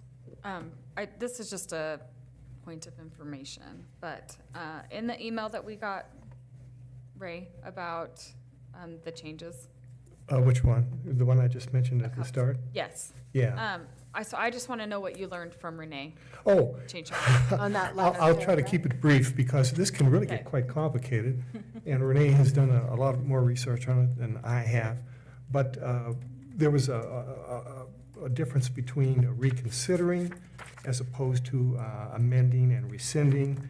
And based upon her knowledge of the complete text of Robert's Rules of Orders and not just newly revised in brief edition, that my understanding of rescission was not correct, and that actually I thought perhaps we were putting additional restrictions on being able to rescind things, but Renee took the time to explain to me that actually this policy as she has written it is actually more lenient than Robert's Rules of Order, and it will really, it defines things very nicely for us in case this issue should ever come up, and that we have an option of choosing 6 months or 1 year. And I don't see it as restrictive at all. I just had a misunderstanding, and she explained it well, and I think she did an excellent job, and I have no problems with the wording. I think it's very good. As a matter of fact, I thought, and I was in error. I thought maybe it was too restrictive based upon my misunderstanding, and actually, it's actually more lenient and gives us more leeway. As Deanna was saying, we're talking about a guideline, and we want to have some flexibility And so this gives us a chance to be flexible, but also to ensure order when it's necessary. So I think it's really a nice balance, and I think it's a very good job. I like it. Thank you. So, on the reconsider that Ray, you pointed out at our last meeting, it starts actually on page 59, 58, 59, 60, 61. Reconsider is different than rescind, and that is different than renew. And so I think that to lump it all together, I think we can't do that. Were you going to separate that out, the reconsider versus amend or rescind? I think for the purposes of the policy language that's in place, it was just to clarify the timeline. And I think that it's appropriate to apply them to both. To all three? Reconsider? On the second addendum that I put in there, I did take out the amend, because you guys amend stuff on a regular basis. Yeah. But the reconsider and the rescind motions, those are not done as frequently, but this one does give you some flexibility to do that within 6 months or a year, only if you have already taken a vote on a rescind or reconsider. On a rescind, only if you've already taken a vote on that. Right. Okay, so it's a very specific thing. Yeah. Because I made a whole list, which I will not read now, because now I understand it better. But we have so many things that we've reconsidered. Our SIP committee goals, we reconsider them almost every meeting, because a bid will come back high or a bid will come back low, and we'll say, we maybe better not do all of those things and maybe not do this so that we can do this. Like, we reconsider stuff all the time. Every meeting, just about. Our budget's reconsidered all the time. With Highland, we've got all these changes that have come. We reconsider decisions all the time. And I think that was the confusion with the language, is that that's really either amending a previous decision, because it's not, basically a rescind or a reconsider is the exact same motion that you took before. With changing something like the SIP plan, it's looking at, okay, this was the plan we approved, but we're going to change this and this from the plan moving forward. But no action has been taken, no contracts have been issued, no money has been paid. So those types of things are appropriate at that point to look at an amendment to the previous action. Right, because it was only in December that we adopted our next item on the agenda, our board strategic goals. So if it were literal, we wouldn't even be able to re-look at those, because we just, but we can though. Right, because that one wasn't it wouldn't be a motion to reconsider the original. It would be, with the board goals anyway, it would be, let's look at a new set of goals for 25, 26. And that's not defined as reconsidering our goals? No. Oh, okay. I guess we always call it revisit. We say, let's revisit our goals. So Yes. that's not the same thing? Okay. I do have a point of question. Okay. So on page 58, we're talking about the motion to reconsider. And so my understanding is that to reconsider is that you take a vote at that meeting, and then you realize new evidence came up and you decided to change your mind. Or in a case, it might be an example even with other organizations where they say, oh, we voted to do this and we don't have sufficient funds. And so they say, I move that we reconsider. And so that needs to occur. Occurs in that meeting right there, where something is caught at that meeting. Am I correct? Typically, except for that, we can't do that at the same meeting because we aren't noticed for a reconsider. But it does give you some flexibility to even the next meeting, so that would be an appropriate time if afterwards you're like, okay, on the next agenda, I would like to have this motion to reconsider. So even in a meeting, if we have, like, say, four bid awards, if we say, yes, let's vote on that first one, well, actually, usually he explains all of them before we vote. Because I was thinking if we vote on the first one and then realize, oh, we don't have enough money for this third one now, and so let's reconsider. But that wouldn't apply to that? I think that if it's as part of the original vote, if you voted at that same meeting, if it was within that, if it's noticed for action, you took action and you reconsider at that same moment, then yes, that would be fine. I don't think that we need to put specifically reconsider on there unless it was something, because you're typically not going to get new information during a meeting like that. You would know what your budget was prior to Yeah, considering those. Okay, so then, the wording is, though, are we going to change the wording as, it says a motion to reconsider, amend, or rescind cannot be made? An amend would be taken off of there. That Amend should would be in take- one of the And was options. reconsider going to be taken off also? No. No, We'll leave it because, on there. okay, so then I guess Just my, amend. yeah, a final point of question then. So for example, in regards to, I'll say the track, I went ahead, and made a vote, and then later on, I kind of changed my mind because there was information I learned even during that meeting that made me change my opinion. So that would not require a wait for 6 months or anything like that? No. Okay, good. Yeah, so that, again, this is, as you can see, this is complicated because Renee is well familiar with the law and we are not. And so that was where my initial confusion came. But she explained it to me well, and I have no problem with the wording. Oh, okay. So one other point, this is the only other point that I had, unless somebody else has something else. The only other thing that I wanted to change is, it says under reconsidering, it says any 2 members may submit a request to reconsider. On all the Roberts rules, it only says 1, and a member and a board of 5, only 1 member has to change their mind for the vote to turn. And so I really think that should only be 1. Okay, and I think that the only reason that I put it that way is because our current policy is that any 2 board members can request an item be added to the agenda. Right. So I was trying to keep consistent with that Right. process. I just wanted to keep it with Robert's rules, since we decided to kind of use this as a framework on that one, because just to keep it consistent with the Robert's rules. I think that 2 people have to agree to have it on the agenda still, so, I mean, they can request for it to be, reconsidered, but I don't know if it would end up on the agenda or not. I would say that Because those rules would still apply. 1 person can't put an item on the agenda. yeah, I think I would agree with you that the rules do say that 1 person can do so. I think it's on page 67. Since we No. are noticed for action on this policy to adopt it on first reading, then I would like to add that language as optional Okay. during the vote, with the Okay. option to add this language or not add this language and vote on that specific Okay. language. Okay. Yeah, let's do this. So we have 2 different changes. Do we just,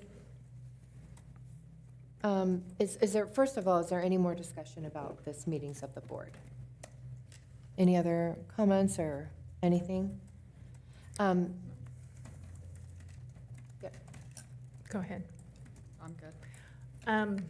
So I'm very much opposed to these changes. I'll put it out there. I don't know if any of you got the comment that was made by the PEA president, but I concur with her, and that I feel like changing, I signed a code of ethics when I started, and in my mind, it was from the very beginning that when we were running for this position, you spoke with your zone, you worked with people, you spoke about your opinions, you were a sole person, and had your opinions noted at that time. Once you became part of the board, we were now as one voice. And the decisions that we make, and it was agreed at that time when I signed the Code of Ethics, that when a vote was taken, whether you were on the prevailing party or not, you then accepted the vote as it stood. And you didn't speak out negatively, you didn't encourage. And so that, regardless of whatever issue is before us, and I know there's people here in the room about the Franklin tracks, I think it's, where I'm struggling is with the principle here of not only does it disrupt the unity of the board when we allow for this, it creates havoc within the district because, as we've already noticed, we've got an excavator sitting on the hill waiting now because we've now put things in limbo. It just, and this is just the one example that's before us. I also think it's curious because this is what's before us, that now all of a sudden we need to change our code of ethics. It would make more sense to me if we were going to visit this during a time where there wasn't something before us. This idea of someone who is not part of the prevailing party being able to make, I mean, I could sit here and say, well, I want to reopen Washington. I lost that vote, so now we get to revisit Washington. Nothing. It would have to be Don't the interrupt, prevailing. right? No, well, I thought that was the whole point, is that now it's no longer prevailing. Anybody, that's what I read in here. Am I wrong? Did I No. miss that? You did miss it. I thought, I read It's the somewhere no- that the it's- policy was that we were changing, that you did not have to be part. Correct. Maybe that was. That is in the language that it says it doesn't matter if you were on the Right. failing or prevailing. No, we're talking about bringing it back up. Is that what you said, bringing it back Well, up? is that It what's has to being be, it would presented? have to be me, Megan, or Ray, if we wanted to bring it back to be reconsidered. But isn't that? Not with the no. current policy language that's No, in not the that's, packet. this is now, any one person can bring anything back regardless of whether you were prevailing or not. And so that I take issue with, because again, what's to say I Oh, I don't did say see I that. want Washington open again? So now we gotta dredge all that back up again. I think we're messing, or we're playing with fire here, because, like I said, right now, what's on the table is just the Franklin tracks, and that's what has kind of spurred this. But what's to say something down the road? I mean, we have now taken off, excuse me, we're now moving towards no guardrails. And I think that's dangerous precedents to be setting. I think, she makes a comment here about, pressures from outside entities that would encourage someone to bring things up, and I don't know. That's what makes me nervous, is that we are now basically removing what makes boards function in effective and meaningful ways. And instead, we're just whatever the whims or, and that to me is dangerous. And so I am not in favor of some of these changes. So I would like to ask about that, because I thought originally when I read it in Robert's Rules, it had to be on it says, I thought it was they had to be on the prevailing side. What does it say in Robert's Rules? In Robert's rules, it is the prevailing side, but based on the conversation from last week's meeting with Amy and this original discussion, that a few did not want to have that restriction. So this is your policy. I would like it to be the prevailing side. That has to be on the prevailing side. I don't know if anybody else disagrees with that. Does anybody else want it to be, that they can submit a request? Now, as far as like the stuff that we reconsider almost every meeting, because the fact is that we reconsider stuff all the time, almost every meeting. We're reconsidering our goals, we're reconsidering, when Highland burned, we reconsidered our budget. We reconsider our budget almost every meeting. And so there are lots of things we reconsider. The fire services, even after the contract was awarded, we had to reconsider it because there was a misunderstanding. So there are a lot of things that are reconsidered. When we had COVID, the decision was made, everybody has to wear a mask. And then that was reconsidered like on a regular basis based on, how many people are sick. So that was reconsidered all the time. So I don't think it's a bad thing to reconsider a decision necessarily, but I would rather have it be what it says in Robert's Rules, to say that it would rescind a previous board action, and it would have to be the member that voted on the prevailing side. That's what I would prefer. Megan? I would agree with that as well, that it should be the prevailing side. But I wanted to know what Heather thought about that, because that's what I heard your concern was, that. Right. I mean, that's the biggest thing, is that the way I read this is that it was basically just anybody that has a change of mind, regardless of influence or where it came from, and I guess the other piece of it is that I was under the impression is that there had to be significant new information, whether it was a new cost, whether it was, there had to be something significant that warranted a revisit. Is that in And Robert's rule? I Oh, don't sorry. know that we've established, or that so the prevailing party, significant information, is the only reason things should be revisited. Or I guess not revisited, I don't know which the word we're using. It's 'Cause I think amending. An amending, Well, or, No, it's the reconsider is the one that is the Reconsider. significant changes, like Ray was saying earlier, like if something came in way more, expensive than you thought it was going to, and you went, whoa, whoa, whoa, we can't affect that change right now, so we're going to reconsider. But Like we did with the bathrooms at Hawthorne. We were only going to do one set because it's a lot more than what we thought, instead of the two. We presented two options for you Right. that evening, Mhm. minimum. Right. yeah, and I was gonna say, the instance to reconsider does not come up a lot because we usually have all of these numbers in front of you presented. It's the new information that comes afterwards, like the fire suppressing system. That was different because we didn't get that information until after the board had taken action. But even then, we had taken that as we're going to have you look at this new bid, new information, new quote, and take action on it separately. It was not even a reconsider of the original motion, so those things are addressed that way. If, Madam Chair, may I, if Yeah. everyone else, I think I haven't had an opportunity to talk on this subject yet. Our original policy, the policy we have in place now, says that the board will use Robert's Rules of Order as a guide, that's what it says. And a parliamentarian may be appointed, et cetera. So we are right now under Robert's Rules of Order. And I believe there was our attorney, Amy White, who suggested perhaps that we adopt this to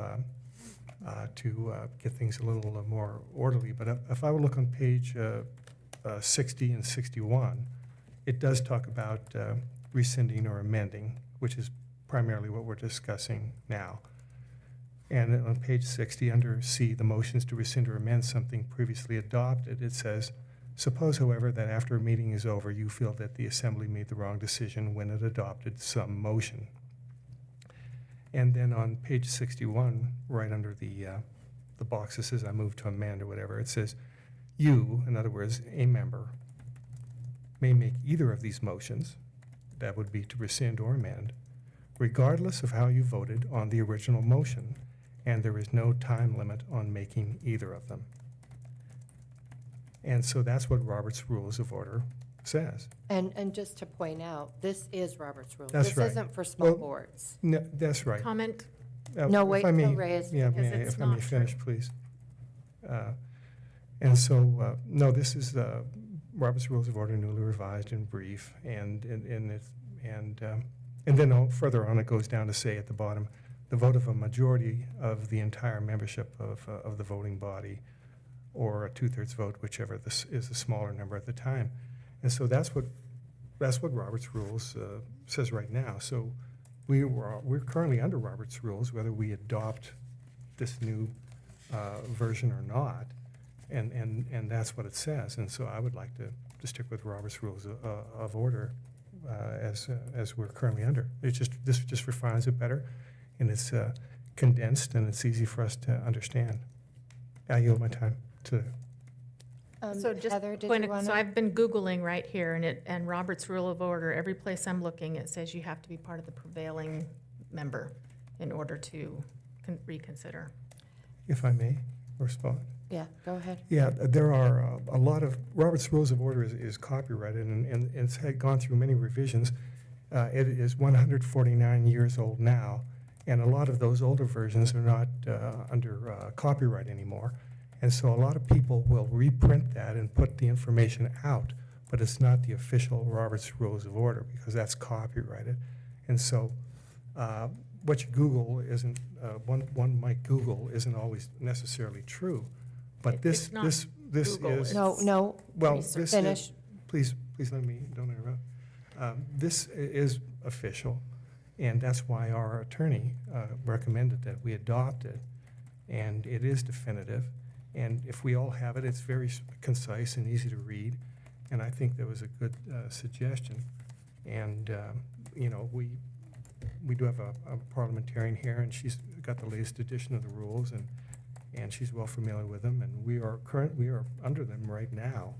And I think that using this as a guideline is a good step forward to, so that we all can be sure in a concise manner what exactly the rules are.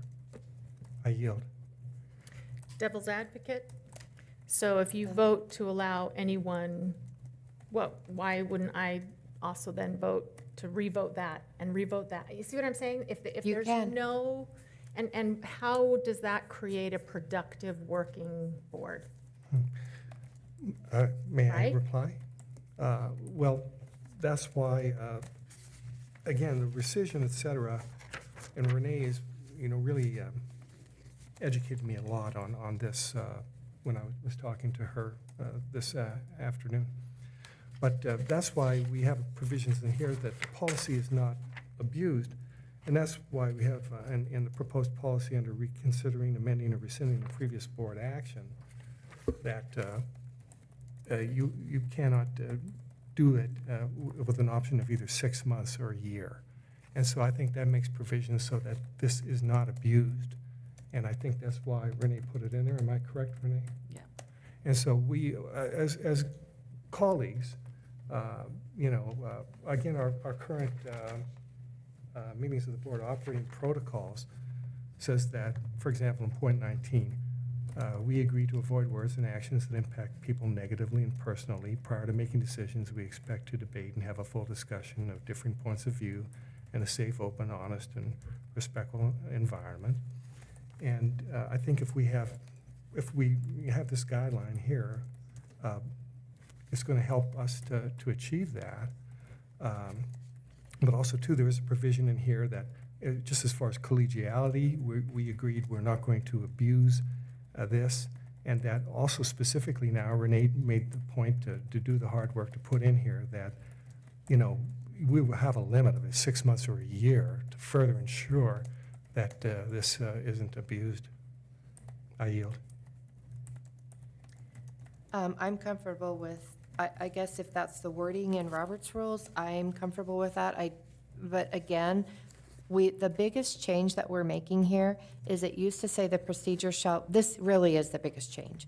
The biggest change that we're making here is, just to not lose the whole point of this, the biggest change we're making here is instead of having our protocols say the procedure of the board shall be governed by Robert's Rules of Order, we are adding as a guideline so that if there's anything that happens that we need to do, it's a guideline. I don't have to stand when I'm talking. You guys don't have to stand. We don't have to stand, and we don't have to do things like that. We're using it as a guideline, and so we can make exceptions where technically before I was supposed to stand when I call the meeting to order. You guys are all supposed to stand. We weren't even actually following Robert's rules, but that's what it said. And so the biggest change here is that we're using it as a guideline. There's really not anything else that's different than Robert's rules, at least, except for the last paragraph. I don't know if that's in it or not. I haven't seen that. But the 6 months or a year, because in Robert's rules, it says there is no time limit. And so that's a difference from Robert's rules. But other than that, I don't know if there's anything in here that's different, other than less restrictive. We don't have to stand, and it's just less restrictive. And it's just, what Amy suggested is, let's just do this for small boards. And on the small board guidelines right here, it just has for one thing, in Robert's rules, the chair isn't allowed to discuss and isn't allowed to vote. We're a 5-member board and we all represent different zones. That doesn't work for us because we all equally represent a different set of people. So that doesn't work for us. And that's a difference in the small boards. So technically, if we were actually obeying Robert's rules, that would have we would have had to be doing that. And then it says that I don't have to repeat every single proposal. We can just assume that everybody understands it. There are several things in here that make, and the other main thing is that in Robert's rules for small boards, informal discussion is permitted. while no motion is pending. That's something we have to change, because we usually say is, make a motion first and a second, and then any discussion, then we discuss it then. And I think what we're supposed to do is do the informal discussion before, because it says when a motion is pending, you're not supposed to do that informal discussion. So I think that's an easy change for us to do, is just do the informal discussion before we have the vote. And then also on Robert's rules, it says you can only speak once, you can only speak for 10 minutes. And I think it says that, and then it says on this, for small boards, it says there's no limit to the number of times a member can speak. And motions to close or limit debate generally should not be entertained, because it's just a more, less restrictive. And so what we're doing is we're wanting to adopt something that is less restrictive than the actual formal Robert's Rules of Orders. That's why we put the revised in brief, so we can actually get through it. Instead of, 1,500 pages, we only have 200 pages to get through. And also, everything highlighted in green, most of it is making it less restrictive, and it comes from the small boards. And that was Amy's suggestion. So, just to be clear. Can I make a point of clarification? Ray, I'm reading word for word from Robert's Rules PDF, and it must be made by one who voted with the prevailing side. Any member can second it, but the motion has to be made by the prevailing side. And that is directly robertsrules.org, robertsrules.pdf. Madam Chair. So- So I believe Ray? that's really what got us to this point, is because there was some discrepancy in, maybe it's interpretation, maybe it's in the version or which revision. And so that's essentially where we were initially, was saying it was prevailing party. We were looking at who was able to vote if it was reconsidered. And so there was, again, a little bit of a difference of opinion. That's why we brought in legal counsel for you to be able to address this with her. And we spent a couple hours doing that. But I believe, if I recall, Ms. Johnson, that you said it needs to come from the prevailing party per, as Amy White put it, the big boy. The big book. Right. Yeah, that's what it stated. So I guess I'm in agreement with what Ms. Clark is saying now, but I see the points that you've brought forward too in regard to this version, kind of simplified or in brief. So I see already a conflict of opinion within Robert's rules themselves, apparently. Okay. So you'll need to decide, do you want to go with that option, or do you want to remain where you are, at least in a reconsideration or to a motion to rescind? And I would Ms. Johnson? definitely suggest that if you do change the wording, that only one board member can put that on the agenda, that it definitely would be the prevailing side. That I don't would be- think one member should be able to put anything on the agenda. We already Right, have which that is- as 2 members. Right, that's why I was trying to be consistent with our current policy, that your process is 2 board members can request something on the agenda. So I was thinking, regardless of prevailing or not prevailing, as long as 2 are requesting it, that would be adequate. But that's up to you guys to decide. Okay. If it's Yeah. one member, if it's one member, I think it should be the prevailing side. I have absolutely 0 problem with that. It should be the prevailing side. But if it's 2, then if it's a prevailing side and any 2, I can see that as well. If it's like one was the prevailing side and one was not the prevailing side, I They mean, could both be the negative side. well, maybe we should say, provided one is on the prevailing side, that would be fine, as long as it's okay with everybody else. Ray, did you have something? Well, I think to summarize what Superintendent Howell said, there is some confusion out there as to whether we're working with the latest, the 12th revision or whatever. And so then I think there's wisdom in following our counsel's advice that, and as is worded now, that we will the board will use Robert's Rules of Order, newly revised in brief, 3rd edition, as a guideline for all meetings. And then she was with the exception of the following procedures. And so that's going to clear up any confusion about what version we're getting on the internet, whether it's the 10th edition or the 11th or the 12th. I do know it's copyrighted, and I don't think they put the latest revision out there because they want people to purchase it.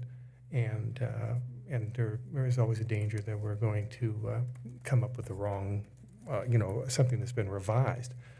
And so I do think that there's wise counsel in what Amy White, our legal counsel, told us, and so that we have something here that's concise and definitive, and that'll help us get more structure. I think we need some more structure, and this will provide it. I yield. Yeah, I don't really care, and I've never cared if it was on the side of the prevailing or not. The only thing that, I can only speak for myself, but we all represent different zones, and we all should vote. So that's the only thing that I would ever say, is that we should all vote. If it's a prevailing side, I don't really care about that. So if you guys want to change it to that, and I never have cared about that.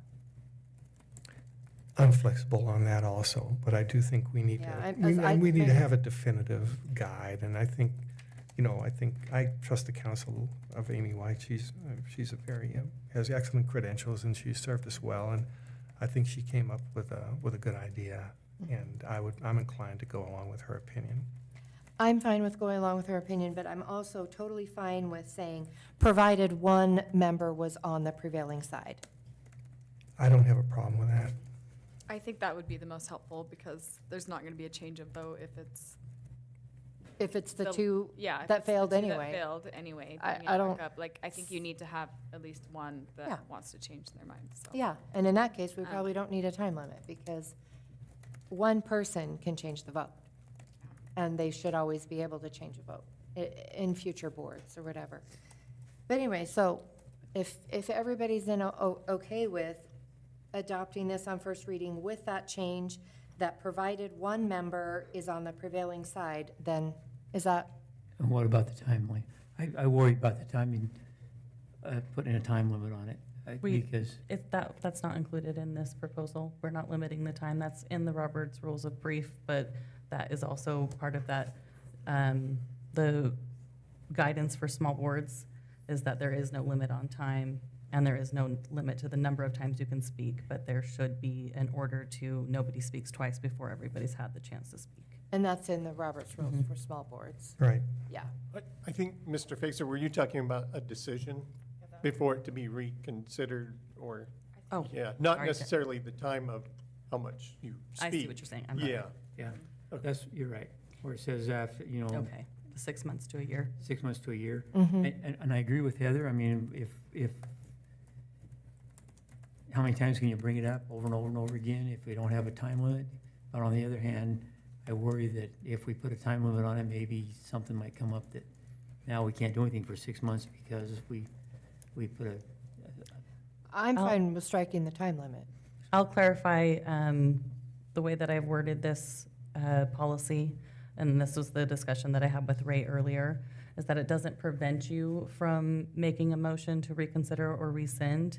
What it does prevent is that if you have a motion to reconsider or rescind, regardless of the outcome of that vote, then you would be limited to when you could bring that back. So that prevents you from doing a motion to reconsider every month.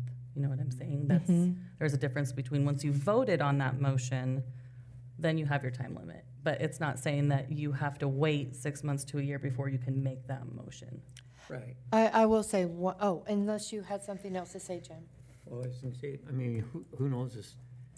And I agree with what Heather said, that it should be a significant amount of information that came. I mean, if it's the same information on a second vote, then why are we doing it again?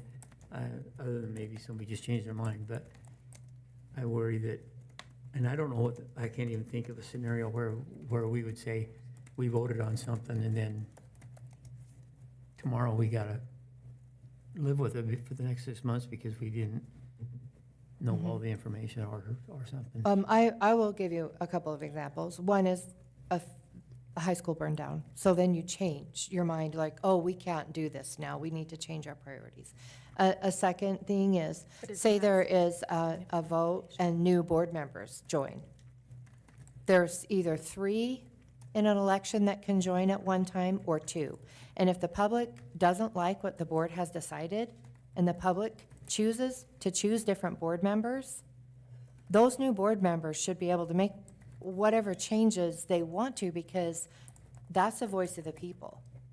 So that's why I don't like the time limit, because we'll say, I'm recalled because I was the deciding vote on something. Well, then you guys couldn't change that for 6 months or a year. Like, Right.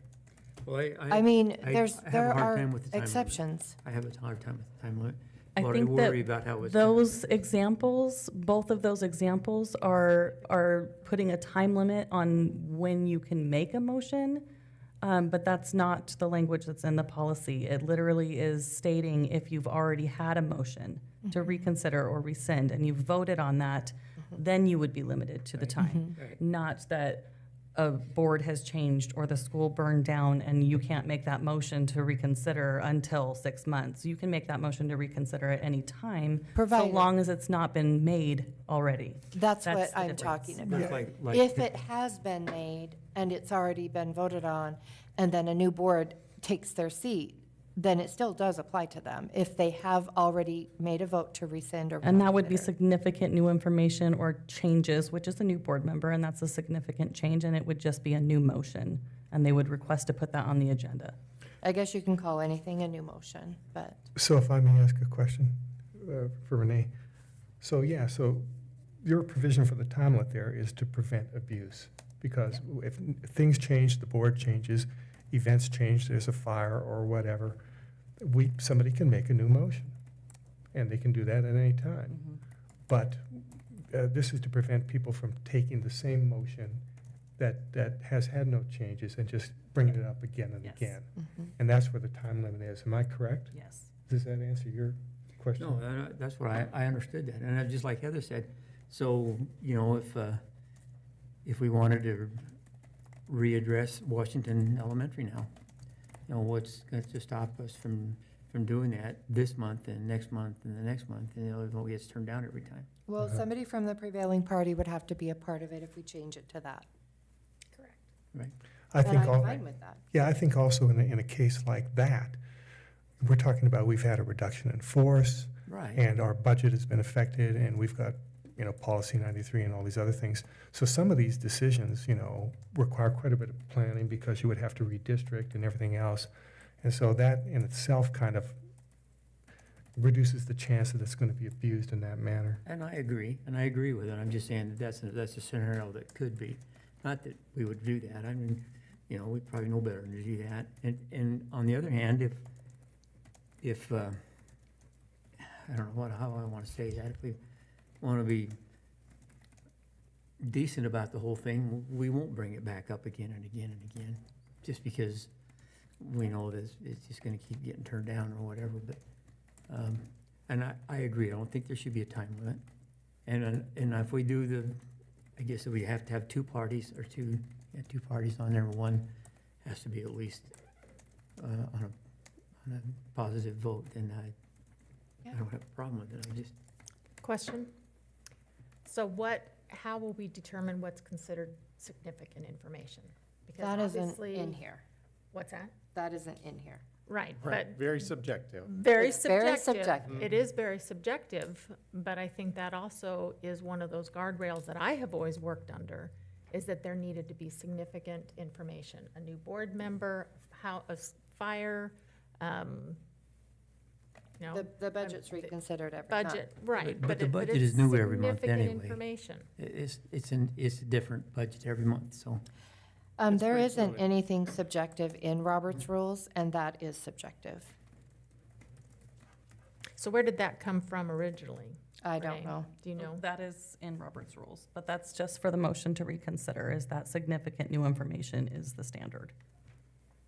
And so we could, whatever.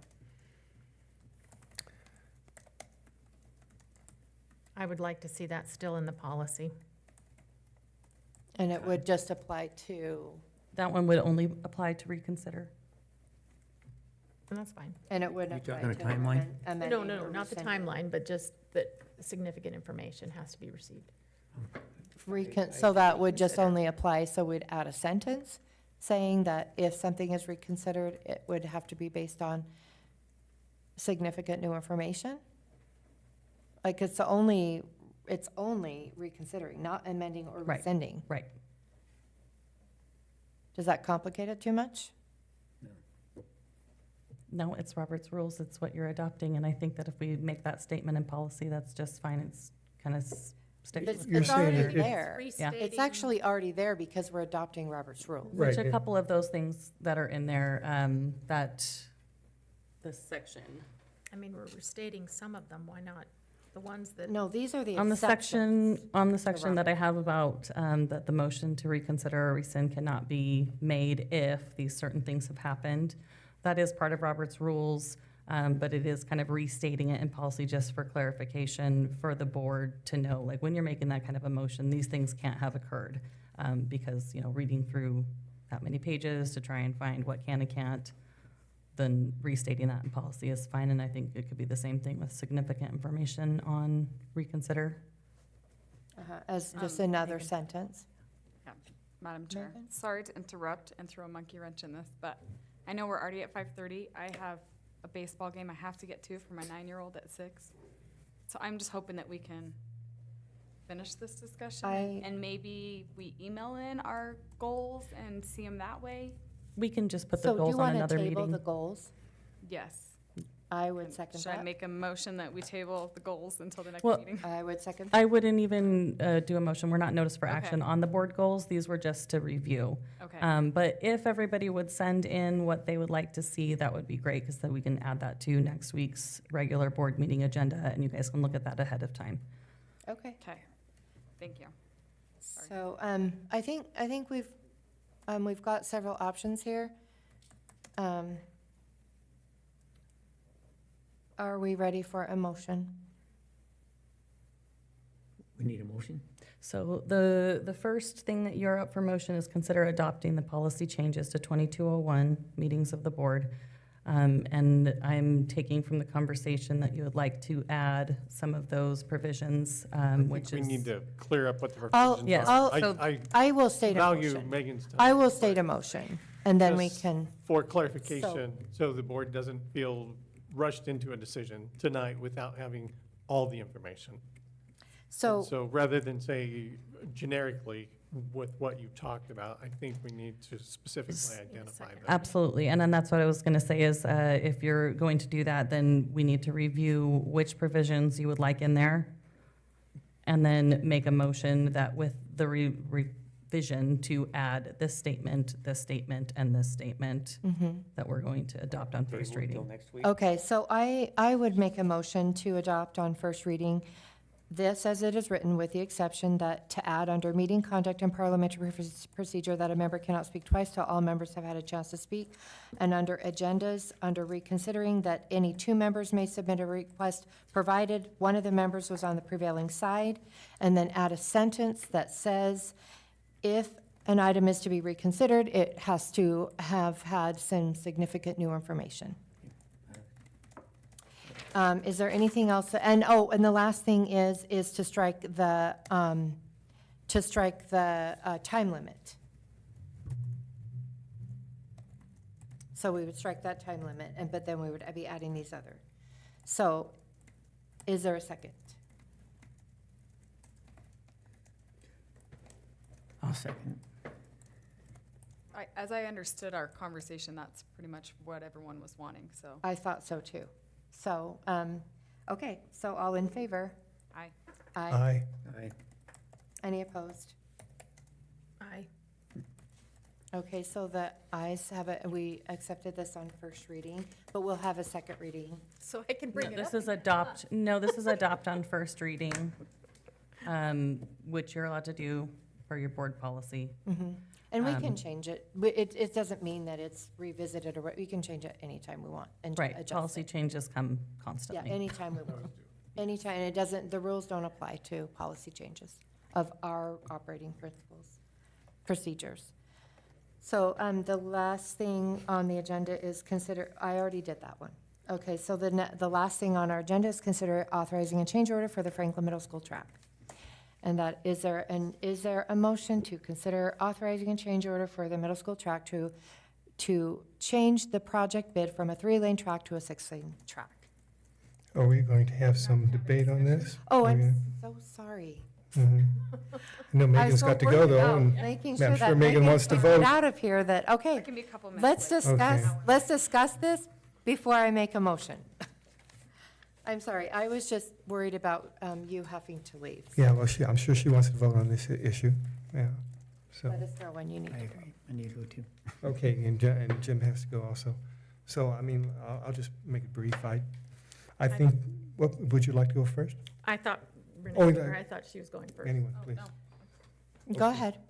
No, I just, I guess in a nutshell, what I would say is that a lot of information came up since the initial vote that, that made me change my mind. But I think what we're looking at, Jonathan has told us that, going from a 3-lane to a 6-lane would be approximately $175,000 or $200,000. Let's go with a higher figure, $200,000. The track will last approximately 20 years, and so that's $10,000 a year. And I think our public, they pay for everything. They pay for everything we do here, and I think we owe them at least that they could have access to a 6-lane track. I didn't realize that all of the tracks were closed down, and I think that really, I think they've made excellent points, and I think they deserve at least that much. So I'm in favor of giving them a 6-lane track. So I Megan, yield. oh, okay, Megan had asked I think you had wanted to talk next, right? We can go in any order. Go ahead, and then Jim. Not biased. I made a list, but I will just summarize the things that to me were new information. Mainly that the Franklin parents fundraised for the paving of the track, and I thought to have I believe they even had a car donated that they raffled off. I mean, it was a big deal. They really did a ton of work, and I just feel like honoring that and continuing that legacy that they worked so hard for. To me, that's a big deal, and I didn't know about that before. I've asked a lot of questions about the soccer fields and how they are being utilized. I think we could still make things work the way that we currently are without changing the Franklin track into a soccer field. And that really is my summary of my whole page of notes, that I think being receptive of what the community tells us that they are feeling and how much they are voicing on that, just taking the time to reconsider it is really important. So I also thought we were in the negative in the SIP at that meeting, and I was writing down the numbers and doing the math, and Heather saw me, and I was like, oh. So upon learning that we actually had extra in there, like, that helps a lot. The end. Jim? Well, okay, some of the emails that we got were about doing away with track, and we're not doing away with track. I think that needs to be brought out, that it was never about doing away with track. And I don't, and it was never about a soccer field. Going to 3 lanes was never about coming up with a soccer field. I think it was brought up that was just a bonus. Somebody brought up the fact that it was gonna be $300,000 for that soccer field, and it's absolutely zero soccer field. There's no money put into it except for a maintenance man to restripe it.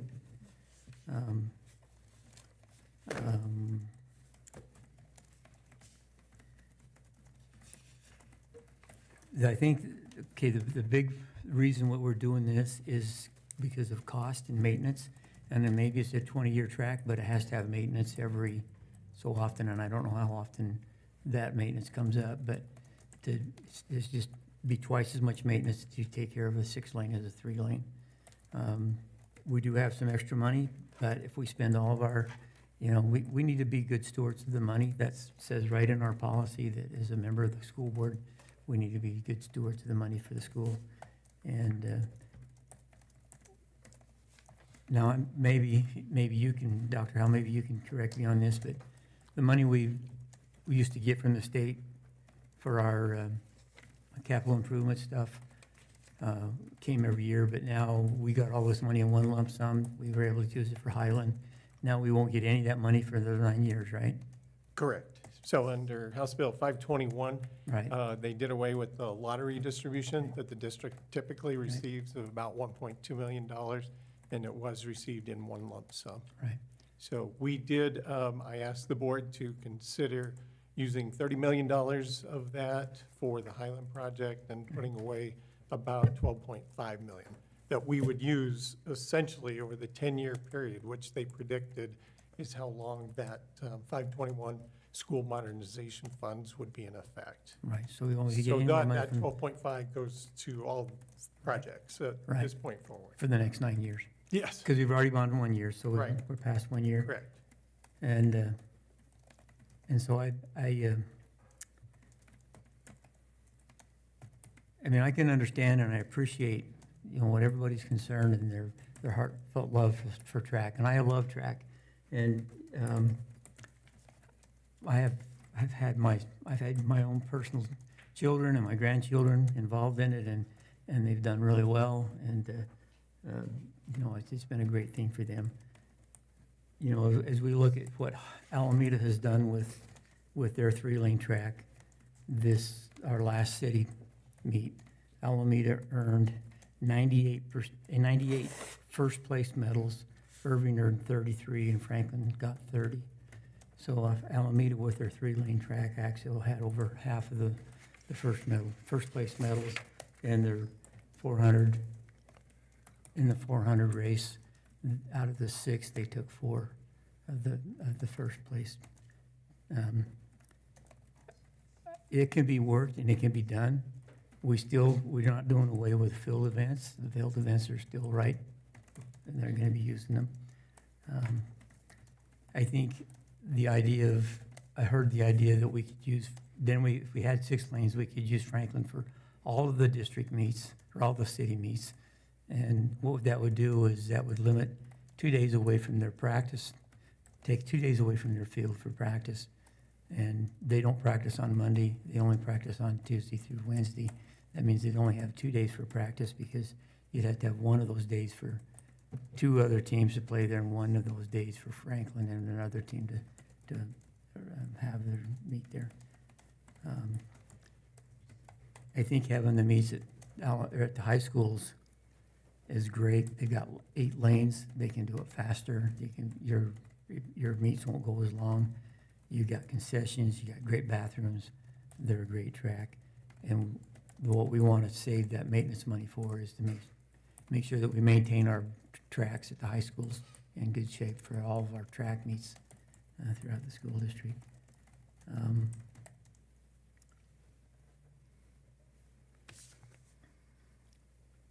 I think that's about all the notes I have on that. Heather? So I spent a good 2 hours or more today going back through every meeting that took place and all the minutes since this 5-year plan was put into place, and read through, what the plan was and the reasoning. And there was this huge marketing campaign that came out about creating these multi-purpose equitable fields, which did entail putting the investments into the high school facilities so that they could be top, first-class, 8-lane, fully accessible, and, just top-of-the-line equipment. There was comments, I read through the comment sections, which incidentally, some of the same people that commented back in 2019 are the same ones that commented this year. In deference to those that have been here, many of you have indicated that you've been here multiple times. So to say that we've had this huge outpouring of public comment, I kind of not necessarily thinking that's true when people have come 3 or 4 times without more information. There has been a lot of misinformation out there that I have really wanted to address. This is not about building a soccer field. That's never been, yes, it has the ability because it's there, it can be used, but that's not what we're building. We're not building a soccer field. The money, you know, I went back and looked at what the budget was. So when Irving was taken down, it was budgeted to be 275 to take it down in the SIP. It actually ended up being 330,000. Alameda ended up being 191, and now Franklin, I think, was budgeted for 200. I don't know where Tanya, there she is. It was budgeted for 200, but actually is coming in around 298. So about 100,000 more just to go to those 3 lane. We've had the coaches come in from the schools where the lanes have been reduced, and they've all said it's manageable, it's doable. This isn't about eliminating track programs or minimizing accessibility for kids to be able to participate. I also would say that 90% of those that have come forward to make comments have been from the running club, and I think that's a great community.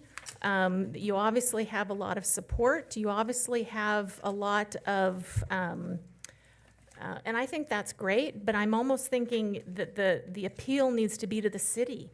The appeal needs to be, you know, we have limited resources. Just last board meeting, you know, there was talk of the extra in the SIP. Just because there has been some bids that have come in under, and yes, there might be additional money, we have so many needs. Even last week, we had to reduce, we've got problems in our bathrooms. Kids are destroying the bathrooms. We couldn't even afford to fix all the bathrooms in all the middle schools because of the limited budget. So in my mind, if there's excess in SIP, that's where the money needs to go, because we're not eliminating the track programs. And it has been said over and over that these programs can still exist. And in fact, these kids prefer to go to the high schools. They want to be on those nicer tracks. It was mentioned when this was initially established that we are the only middle school, and I don't know, Tanya, if you can address, we are the only middle schools that have tracks in the state. I mean, they're just not, I don't know, Tanya, that's what I read in the minutes. So it was before I was on the board, but that's what I read in the minutes. Yeah, and actually Travis emailed all the ADs to clarify that again. If there is a track at a middle school, it is the high school track. And so typically they have a grass track or a similar track. Thank you. And I do know that Who Madison does. So, you know, again, I'm just Let reading. Heather finish. I'm just reading, these were the minutes that were part of when the plan came out. You know, I am not at all trying to be disparaging to those of you that are here, and I can see the frustration and obviously, but I am trying to be realistic. We have closed a school, and some of the members here, that was their reasoning, is because of lack of funding. We have had fewer enrollments in our schools. Schools are struggling financially. And so I think where we're coming is we're meeting you in the middle and saying we're not ripping them out completely, but we're creating the opportunity where the kids and the community can still access a track. We're not taking it out completely, but this would be an opportunity where we still create the opportunity, but yet can also serve the needs of the entire district. I've been told people are going, the Alameda track is open, they can go there, there are other places to go. I've struggled with this, because like I said, it's where I think the toughest part of being a board member is that you have to look holistically at the entire district. And I see the budgets, and I see where we're cutting, and I see things that we are not able to do that directly are related to the education. And I get that sports and the athletics and providing that to the community would be a really nice to have. And I think this is a way of coming in the middle. You know, you talk about the donations that were made. Gosh, let's look, where are the donations now?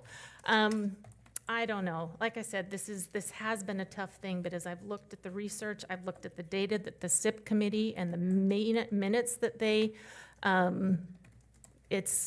you've got to look at the whole district holistically and not on one single area. Are there any other comments? If you made your. You have to share yours first. Okay. I have so many comments, it could be a half an hour, because there were so many things I learned in the emails, including hearing from 5 coaches or 6. So much different information. And sadly, I left my notes at home. But one thing, there's so much different information that I learned. So that I'm not going to go over all of that because it's all in the addendum. And this is, one thing is that our board policy, our school district policy says that we need to prioritize the students. And the students that are at Franklin have track and they don't have soccer. And they do have track. And there's been a lot of things that have been said that are kind of like a little bit off. But city meets will never be held at Franklin. And maybe not all the meets can be held there, but a significant number can be held there so that we can take the pressure off of the high schools and they're not having to miss practices, which they do have to. They have to be kicked off of their own track, and they are unable to host as many track meets as they would otherwise be able to, and that's how they fund their program. How much COVID money did we get? I can't remember. Doug? Jonathan, do you have a number for me? How much COVID money did we COVID, get? ESSER 1, 2, and 3. Do you ESSER recall? money? I, So we got yeah, that's probably. we got $40 million since this five-year this five-year plan was put into place. Not only did we get $40 million, a lot of that went to bleachers, extra bleachers at Pokey and Century. We're already planning on some. We got extra. Some other changes to that original plan. Highland got a locker room with showers and all the, the team room, which they would not originally have gotten under the original plan because of the fire. So the fire happened, COVID happened, lots of things have happened. And if you look at the attachment that under that, the original plan, none of the numbers are they are not correct as far as what we have in our budget now and what everything cost. So none of those numbers, you can't really think that something 6 years ago or would apply to now because, numbers and situations change. Also, we have three new soccer stadiums that really they couldn't use them for soccer before because if you're trampling on grass, you can't use them constantly. They can now use those constantly. We didn't have that before. Also, part of that five-year plan was putting plastic domes over each one of our high school football fields, and to my knowledge, we aren't even considering that.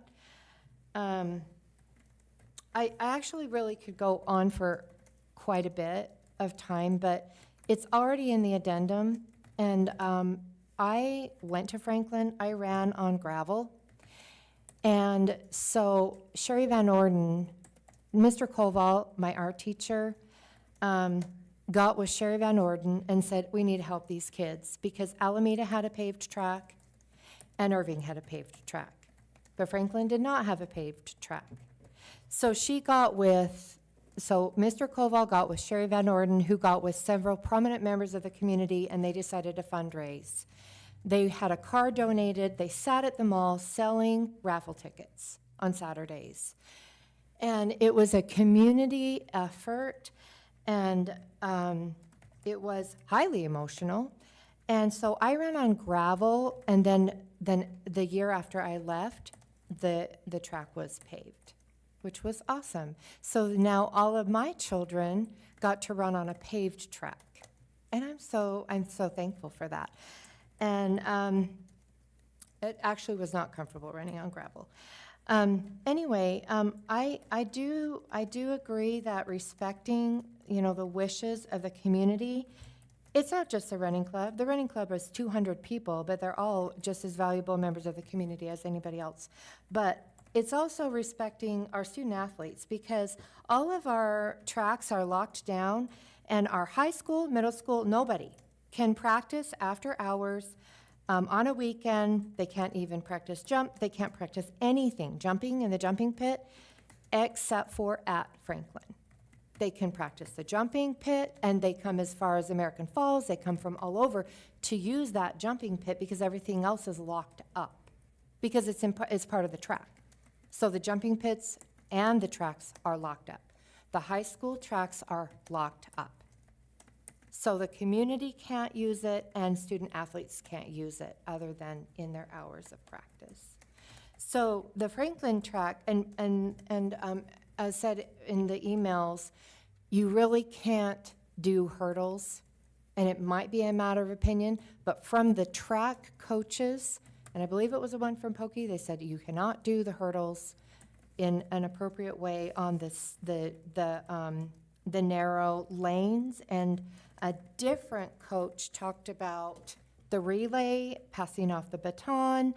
You can't do that in a narrower lane and it's just, these kids are working for scholarships. They need to be able to have a place to go on a weekend after, before school, whenever they want to be able to practice.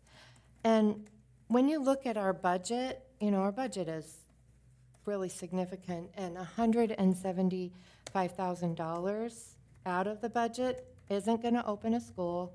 It's not going to do a lot of things. But, and the reason, we did close a school was not so much budget, it was, but it had more to do with we have almost 3,000 empty seats. In our elementary schools, Washington Elementary holds 230 kids. And to look at the balance of how much would that cost based on what our needs are, it had a lot more to do with staff. Staff is the most important and most expensive part of having that school open, and we want to prioritize our staff. I don't think I really have anything else to say except for that I learned a great deal, and I had specifically asked for to hear from coaches before this decision was made, and I didn't hear from any of them. But after, once the word kind of got out, I heard from several different ones, and they're all over the city, Pokey and all over the city, actually 2 from Pocatello High School, and they're all 100%. This is a citywide thing. It's not just kind of in Franklin boundaries. This is a citywide thing, that it is definitely a desired thing for our community, and our community can't afford to build a track. The school district has to be the one to do that. Our community can't do that. Our city can't do that. So the only option that our city has is if we do the 6-lane track at Franklin.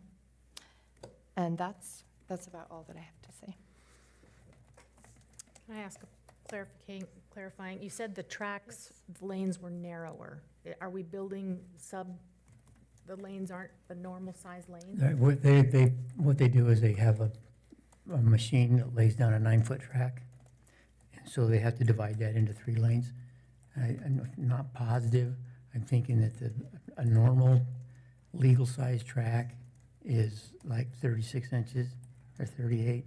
And by the time they put the stripes in it, it narrows them by about 2.5 to 3 inches. So it is narrower. It is narrow, but it's only by a It couple is inches. narrow, and Irving would be different than Alameda. Irving has 2 lanes. Right, Irving only has 2 lanes, and they are official lanes.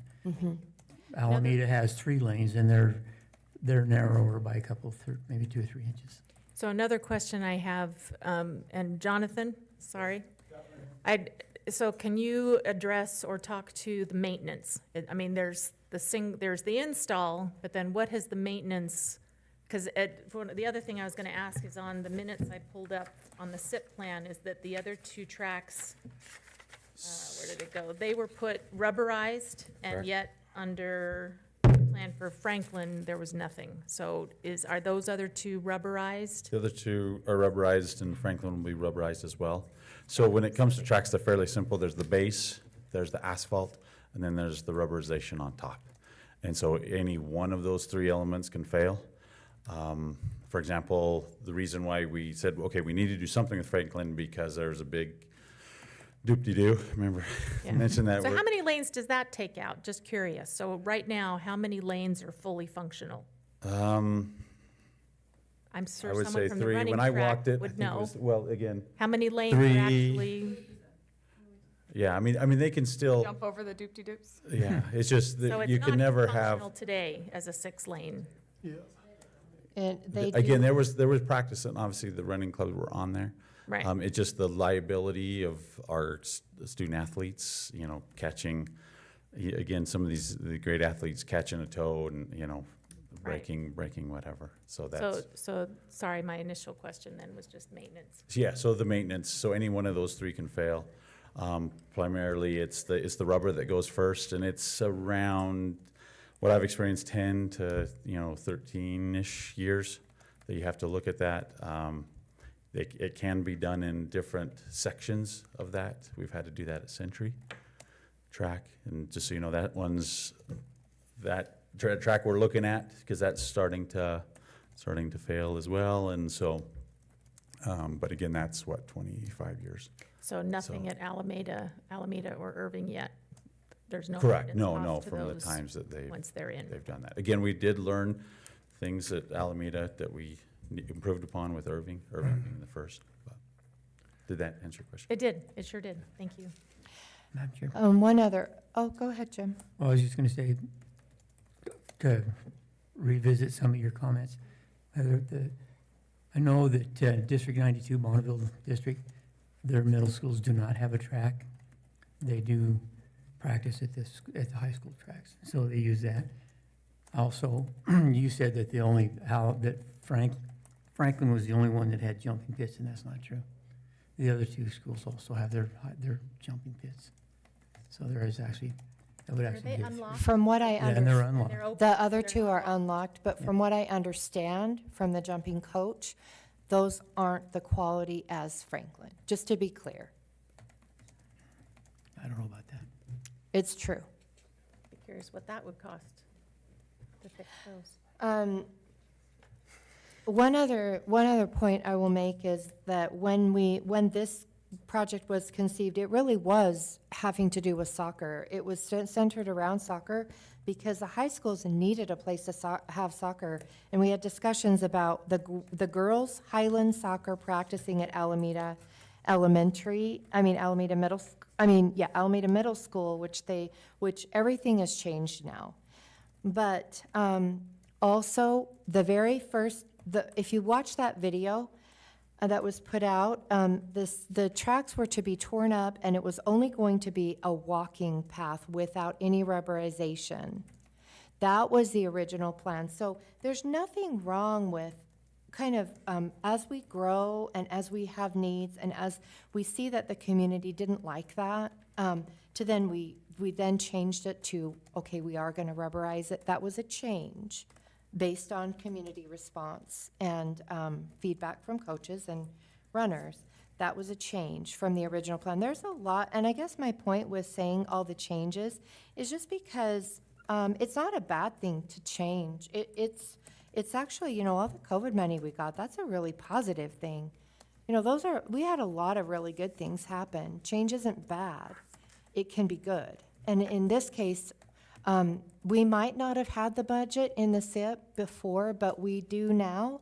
We will have at least a surplus of 450-something. We talked about if anybody wants to go back to that April 22nd board meeting, all the numbers are exact in that board meeting. With the bathrooms and with all of our other projects that we are doing, that is our surplus, and this will cost the estimate is $175,000 out of the 85,000. Anyway, that exact number is in that meeting, if you want to see that. So the difference is we do have it in our budget now where we might not have before, and that's a good thing. That's a good change. So I think in reacting to that, I definitely would be in favor of having this. Well, I guess maybe some people have gone twice, and so I'll just make one brief comment. I do think that one thing that Franklin has going for it is it has a superb location. It's almost like a university campus over there. There's excellent parking. It's right off the interstate. People can easily access it from all over town, get there quickly. And they've got plenty of, it's kind of really a unique environment. I think it's a wonderful resource for our community. And they do pay all the bills. And I think, $10,000 a year over 20 years is a modest investment to keep our constituents and our patrons who pay for everything, keep them happy. So I am in favor of the 6-lane track. And I guess I'll yield my time. Is there anyone else who would like to make a comment or any more discussion? I'll say one last thing. Okay. I think the original plan had a really good focus on helping build up the high schools and their outdoor facilities, and I admire that. I think that was great. I do think times are different. And I have not been able to go to the library, to my kids' school, to the post office without someone talking to me about Franklin Track. And they've been from all over town, because I'm way out in Chubbuck, so none of us really go to Franklin. I've talked to people that live over by Irving about it. Like, I feel like I've heard from a wide range of people from the whole town on this issue. That's how, Well, I guess Megan needs to go. You're really late already. So if Are we ready for a motion? if no one wants to make any additional discussion, I hereby move that the board authorize a change order on the original Franklin Middle School track project bid from a 3-lane track to a 6-lane track. I'll second. All those in favor? Aye. Those opposed? Nay. Nay. The ayes have it. The board authorizes a change order to the original Franklin Middle School track project to change it from a 3-lane to a 6-lane. If there is no more discussion and no more comments, we are ready for a motion to adjourn. I motion that we adjourn. Is there a second? I'll second. All those in favor? Aye. Any opposed?